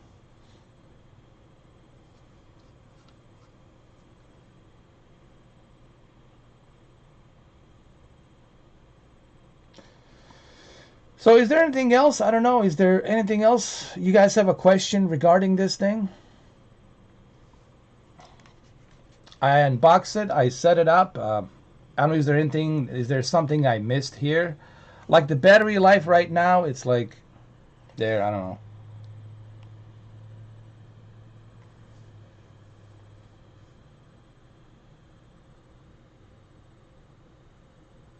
It's like a 89% or something like that. It's like 89%.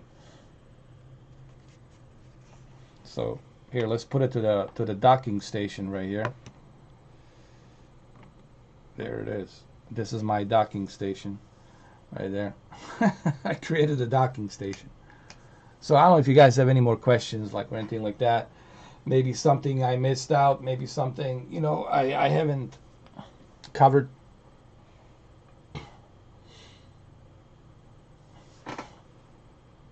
I think I covered pretty much all the basic. This is probably the longest unboxing and setup I've ever done. Almost 4 hours. You know. Like I said, I will have other videos coming out, you know, this week, over the weekend, the next weekend, you know, the next week. There will be a bunch of videos and stuff in the 4K 60. I will be testing out a bunch of different things. You'll see a bunch of videos on this in 4K 60. And it'll give you a better idea about this Steam Deck and how good it is and all that. But right now, like I said, if you guys have any questions, my first impressions are good. I'm impressed. I can see why people are raving about this portable device. I can see its potential, and I can see the future Steam Decks getting better and better and better and better. More convenient with the GPU, CPU, cooling, more storage, maybe an OLED screen or quantum dot OLED screen or something like that with 120 hertz refresh rate or 244 hertz refresh rate. I can see all sorts of crazy things with this. The future of portability of handheld low mini PC, that it's Steam Deck. I can see all kinds of greatness happening in the future. So if you guys have nothing else, I'm gonna go ahead and head out. And I hope you guys enjoy this. You know, this 4 hours of a live stream.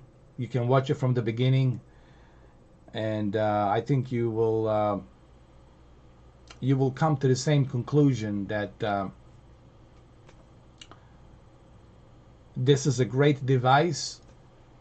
But then again, I don't want to be subjectively knee-jerk reacting to tell you go buy it and this and that. Not yet, till I actually spend some more time with it.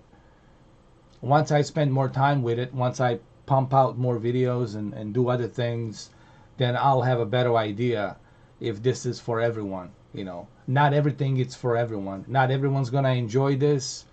You know, some people, they have their own subjective whatever views on what portability is. They might complain about it's too heavy, the battery life, it's not enough, whatever. You know, they're gonna find something. Someone's always gonna find something to complain about. But I think majority of people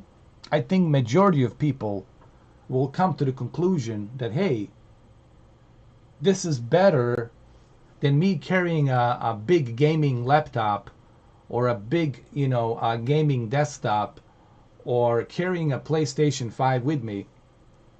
This really beats that. This gives me portability. No matter where I go, it gives me a portability to enjoy my gaming and take my PC gaming with me. Like Gabe Newell said, wouldn't it be cool if you could take your PC gaming with you without you carrying some big giant gaming laptop?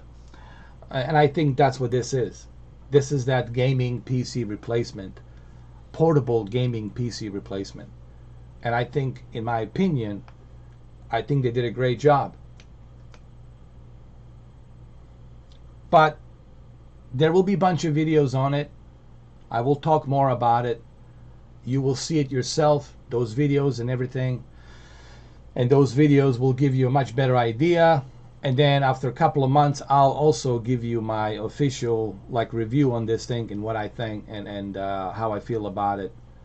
So there'll be plenty of content regarding this device, which is also a touchscreen. I will pump out those videos, and I think those videos will give you a much better idea whether or not you should purchase this or don't purchase this. All right, guys. Thank you, Cameron. Thank you, Michael Webb. Thank you, CT War Dog. Thank you, Michael, for becoming a member, premium member. Thank you all, Cameron, CT War Dog, everybody who are my members. I really appreciate that. I do this for you guys to give you a better. Thank you, Mamba, as well. Mamba, for being here. I do this to give you guys a better point of view of what this device is, and I try to go in depth to give you my honest opinions on it. So like I said, I'm gonna end this video by saying this. First impressions are really good.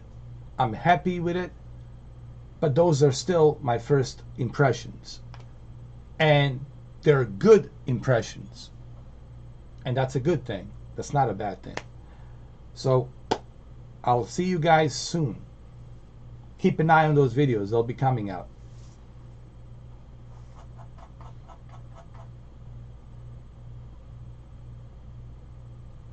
And I'll see you guys soon. Be good. Keep an eye on those videos. They'll be definitely coming out pretty soon. 4K 60.